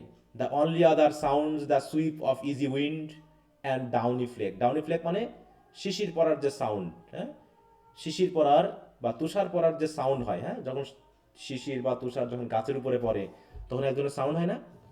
এবং মনে করো গাছের পাতায় শিশির জমে গেছে, সেটা যখন বাতাসে সুইপিং করে পড়ে যাচ্ছে তখন এক ধরনের সাউন্ড হচ্ছে। বলছে এই সকল সাউন্ড ছাড়া আর চারিপাশে কোনো সাউন্ড নেই, শুনশান নীরবতা। হ্যাঁ, তো এই জন্য আমার ঘোড়া আমাকে জিজ্ঞাসা করতেছে যে কোনো মিস্টেক বা কোনো কিছু ঘটেছে, কোনো খারাপ কিছু হয়েছে, অসুস্থ না বা অন্য কিছু এরকম। কিন্তু আমার কি হয়েছে বলো, আমি আসলে এটা কেন থামলাম? কারণ এই বনটা কি এই সময় খুব একটা সৌন্দর্য ধারণ করেছে না, বিউটিফুল একটা ইমেজ ধারণ করেছে। অথবা হতে পারে যে যে স্পিকার বা যার কথা আমরা বলতেছি সে হয়তো কোনো মানসিক কষ্ট পেয়েছে বা দুঃখ পেয়েছে, যে আর বাসায় ফিরতে তার মন চাচ্ছে না, নাকি এমন হতে হতে পারে কিনা যে এখানেই থেকে যাব।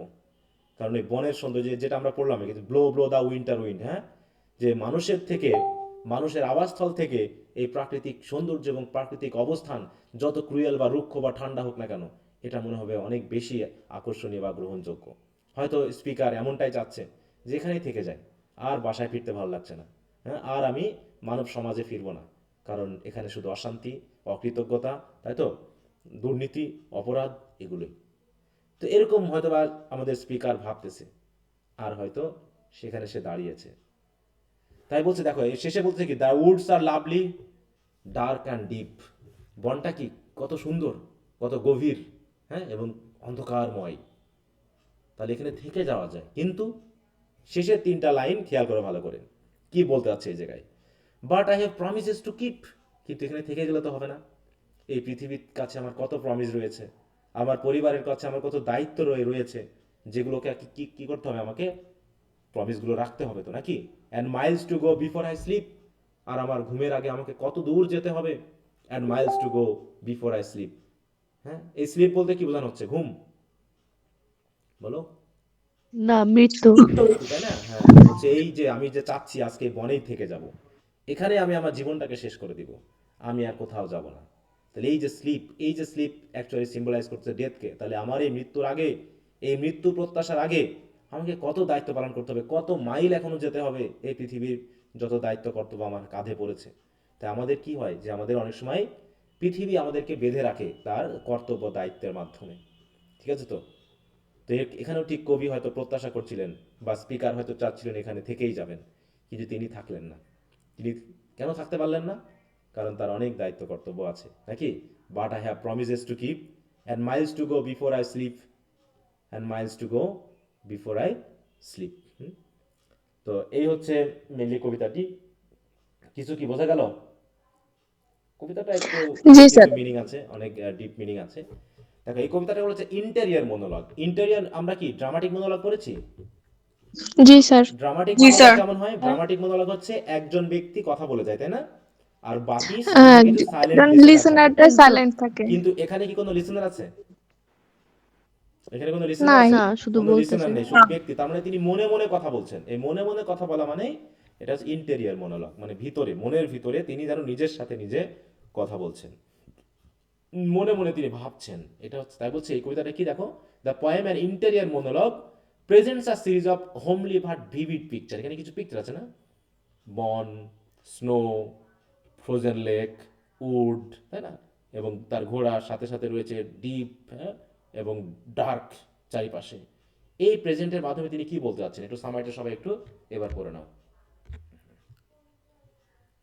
দেখো, সামাইটা একটু বড়, সবাই একটু শেষ করো।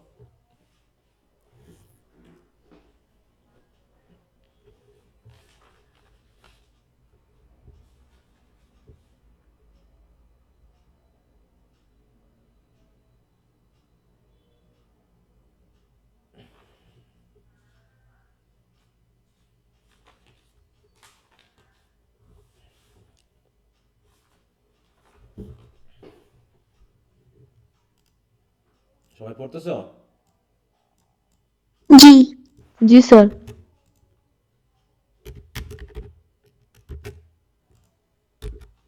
25 নম্বর হচ্ছে হাউ ডু আই লাভ দি, এটাও পড়া আছে।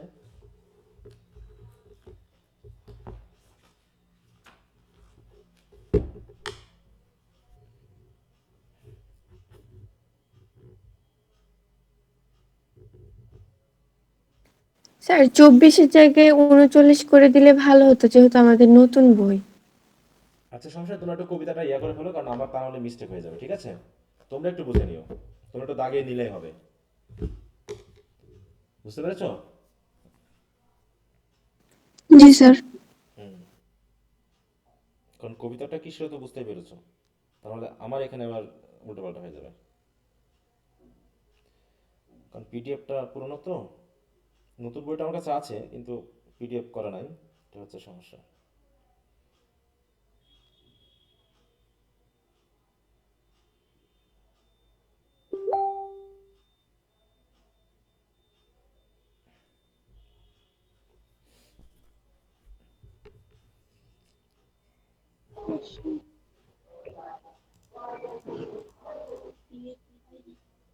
তাহলে আজ আমরা পড়লাম কত, 17 থেকে, তাই না?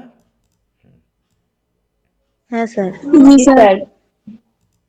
তাহলে টোটাল আমাদের এ পর্যন্ত পড়া হলো, মানে সবকিছু মিলিয়ে ইন্ট্রোডাকশন পোয়েট্রি সহ 1 2 3 4 5 6 7 8 9 10 11, তাই তো? আরও হয়তো 2 3টা আছে। হুম, এগুলো সহ একটু বাড়িতে ভালো করে রিভাইজ দাও, আগেরগুলো সহ দিয়ে দিলাম, যাতে যারা নতুন হয়েছে বা যুক্ত হয়েছে তারা আগের রেকর্ড ক্লাসগুলো দেখে নিয়ে একটু এগুলো পড়ে নিবা। হুম, আর যারা নতুন যুক্ত হয়েছে বারবার বলতেছি, রেকর্ড ক্লাস দেওয়া আছে, নিজ দায়িত্বে সময় বেশি করে ম্যানেজ করে দিনে 2 3 ঘন্টা বেশি করে পড়ে ওইগুলোকে ম্যানেজ করে আগাতে হবে, কারণ আমরা সপ্তম মাসে আছি, ঠিক আছে তো? আগামীতে হয়তো আর 2 থেকে 2.5 মাস, বুঝছো? সপ্তম 3 মাস হবে, সপ্তম অষ্টম নবম, তাই তো? নবম মাস মানে 3 মাস, এই 3 মাসের মধ্যে আমরা বাকিগুলোকে শেষ করে তারপরে আমরা রিভিশনে যাব।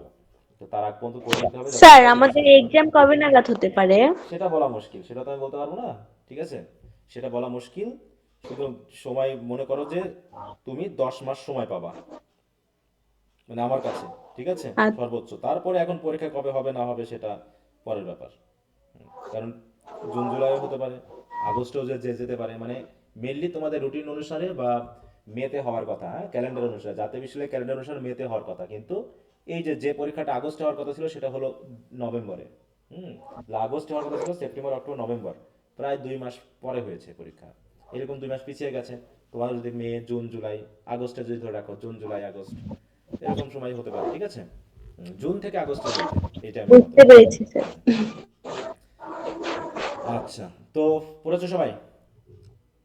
শেষে জি কি স্যার। করবো? জি স্যার। স্যার ডিলেমা মানে কি বুঝাইছে? ডিলেমা মানে হচ্ছে দ্বিধাদ্বন্দ্ব, মানে এটা কি যাবো এখানে, একটা তিনি দ্বিধার মধ্যে আছেন না, এখানে থাকবো না বাড়ি যাবো। থাকতেও চাই কিন্তু প্রমিসের কারণে আবার হ্যাঁ, বাড়ি যাইতে অর্থাৎ হবে। ডিলেমা মানে হচ্ছে দ্বিধা, তাই তো? দ্বিধা যে করবো না করবো না, থাকবো না থাকবো না, না থাকা যাবে না কারণ আমার অনেক কাজ আছে, কিন্তু থাকতেও চাচ্ছে মন, যেতেও চাচ্ছে না, হ্যাঁ, এরকম একটা কনফ্লিক্ট তার মধ্যে চলছে। আর এখানে বিশেষ করে স্যার, স্লিপের এখানে মাধ্যমে। Colloquial manner. কলিকুয়াল মানে হচ্ছে যেমন ভাবে আমরা কথা বলি স্বাভাবিকভাবে। মনে করো আমি তোমার সাথে এখন ভালো মতো, আমি যখন আমার বাবার সাথে কথা বলবো তখন কি এরকম করে কথা বলবো, নাকি আমার আঞ্চলিকতা না, থাকবে? আঞ্চলিকতা থাকবে। আমার সেই কলিকুয়াল মানে হচ্ছে না। পুরো একটা স্বাভাবিক সাধারণ আঞ্চলিক একটা ম্যানার, ঠিক আছে? এইটা। কলোকুয়াল ল্যাঙ্গুয়েজ, হুম আঞ্চলিক হুম ভাষা। হুম।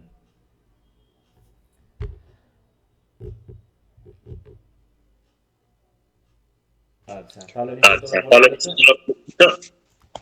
স্যার, আমাদের তো রিডিং স্কেলের পার্ট সি থেকে 5টা প্রশ্ন একটা কবিতা থেকে। স্যার, প্রতিটা প্রশ্নতে এত বড় করে দেওয়া যাবে না, যেহেতু একটা কবিতা থেকে।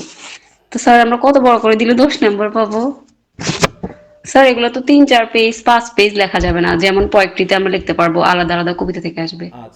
আচ্ছা, এটা নিয়ে টেনশন করার দরকার নেই, আমি তোমাকে পড়তে বলেছি পড়বা শুধু, এখন কোনো টেনশন করার কিছু নেই। কতটুকু লিখতে হবে কি লিখতে হবে আমি সব বলবো তোমাকে, এখন ওটা নিয়ে টেনশন করার কোনো কারণ নেই, তো যেটা বলছি সেটা পড়ো, হ্যাঁ? এটা নিয়ে তো স্যার হ্যাঁ, বলছিল কোনো একদিন। টেনশন করার কোনো কারণ নেই, এটা নিয়ে আমি কথা অলরেডি বলেছি, আগে রেকর্ড ক্লাসগুলো দেখে দেখে নিবা, আর এটা নিয়ে আমি আলোচনাও করব। এখন যেগুলো পড়তে বলছি এরকম কোনো রকম স্যার কবে পরীক্ষা, কত বড় করে আনসার লিখবো, কত কত লিখলে পারে আমি ভালো মার্ক পাবো, আমি যা দিব সেগুলোকে বিশ্বাস করে জাস্ট ওইটুকু করবা। ঠিক আছে, এখন তোমাকে পড়তে দিয়েছি কি যে এই প্রশ্ন উত্তরগুলো পড়ে ফেলবা, এইটুকু লিখে আসলে তুমি 10-এর মধ্যে ভালো মার্ক পাবা। বুঝতে পারছো? যা দেওয়া আছে এর থেকে বেশি দরকার নেই। কারণ রিডিং স্কিলসে কি লেখার জন্য না পড়ে বোঝার জন্য রিডিং স্কিলস, বলো তো? পড়ে বোঝো। করে বল। আমি এক লাইন দিয়েও চেক করতে পারবো যে তোমার রিডিং স্কিলস আছে কিনা, তুমি পড়ে বুঝতে পেরেছো। আমার জানার উদ্দেশ্য হলো তুমি পড়ে বোঝো কিনা, আমার জানার উদ্দেশ্য হলো তুমি ভালো লিখতে পারো কিনা। ভালো লিখতে পারার উদ্দেশ্য হলো তোমার রাইটিং স্কিলসে। কিন্তু আমরা মনে করি কি, আরে 10-12 পেজ যত লিখবা তত মার্ক। হ্যাঁ, এটা না, আবুল তাবুল না, তুমি যা লিখবা। এই যে সামারি কি এর চেয়ে 5 পেজ হবে, বলো? এই যে বইয়ে যে সামারি তুমি কি 5 পেজ লিখবা? না স্যার। অতএব যা আছে বইয়ে সেটাই ভালো করে। একটা রাইম স্কিম বলছে, রাইম স্কিম এখন কি তুমি কি 5 পেজ লিখবা, 4 পেজ লিখবা? যে রাইম স্কিমের জন্য 4 পেজ লিখবা, তোমাকে বলা হচ্ছে রাইম স্কিম কি, তুমি রাইম স্কিম মিলিয়ে দিবা। তোমার এক প্যারাগ্রাফেও ও দেখা যাচ্ছে 10 লাইনের ভিতরে হয়ে যেতে পারে আমার। কারণ তোমাকে রিডিং স্কিলসের ক্ষেত্রে জানতে চাওয়া হয়েছে তুমি বোঝো কিনা, রাইম স্কিম কি জিনিস, কিভাবে রাইম স্কিম বার করতে হয়, সেটা তোমার রাইম স্কিম বের করা দেখে আমি বুঝে নিতে পারবো। অতএব তুমি জানো মানে তুমি ভালো মার্ক পাবা। এখন স্যার কত পেজ লিখলে পারে ভালো মার্ক পাওয়া যাবে এরকম কোনো স্ট্যান্ডার্ড কোথাও বলাও নেই, কোথাও নেইও। হুম, অতএব এগুলো নিয়ে টেনশন করবা না কোনো, ঠিক আছে? আচ্ছা, তো ঠিক আছে, সবাইকে ধন্যবাদ। যে তাহলে আমি যেগুলো দিলাম টোটাল এখানে, যে কয়টা কবিতা দিলাম, যারা আগেরগুলো পড়েছো তারা যেগুলো আজকে পড়লাম সেগুলো পড়ে ফেলবা, যারা আগেরগুলো পড়নি তারা আবার টানা পড়ে ফেলবা। কারণ সেই ক্লাস কবে আবার তোমাদের সাথে আমার? রবিবারে। রবিবার, মানে প্রায় অনেক সময় পাচ্ছ নাকি? অনেক সময় পাচ্ছ। স্যার। আচ্ছা, দেখো আমি কি করতে বলেছি, মুখস্থ করতে বলেছি না কি করতে একবার বলেছি? করে বুঝে বুঝে হ্যাঁ, পড়তে। বুঝে বুঝে পড়তে বলেছি। হুম, আগে বোঝো, আগে পড়ো, সেন্সগুলো ডেভেলপ করো, এমনি এমনি হয়ে যাবে। তারপরে কিছু যদি মুখস্থ করা লাগে মুখস্থ পরবর্তীতে করবা। আচ্ছা আচ্ছা, লাস্টের কথা হলো, তোমাদের যেহেতু ষষ্ঠ মাস শেষ হয়ে সপ্তম মাস পড়ছে, এবং তোমাদের ফি এর ব্যাপারটা মানে আজকে পর্যন্ত টাইম দেওয়া ছিল, তাই তো? আমার ঠিক মনে পড়ছে না ঠিক কিনা। যেহেতু আগামীকালকে বিকেলের জি মধ্যে স্যার, আমি আজকে তোমাদের পর্যন্তই ছিল। গুগল ক্লাসরুম থেকে আউট করে দিব সবাইকে, সবাইকে আউট করে দিব। তোমরা আবার আমাকে আলাদা আলাদা করে ইনবক্সে মেসেজ দিবা। একটু মিউট রাখো। হুম। নতুন যারা যুক্ত হয়েছে, যারা রিসেন্টলি যুক্ত হয়েছে, যাদের ষষ্ঠ মাস পর্যন্ত, তারা আমাকে মেসেজ দিবা যে স্যার আমি রিসেন্টলি যুক্ত হয়েছে, আমি তাদেরকে গুগল ক্লাসরুমে যুক্ত করে দিব। আর গুগল ক্লাসরুমের কোড আমার কাছ থেকে না নিয়ে কেউ যুক্ত হবে না।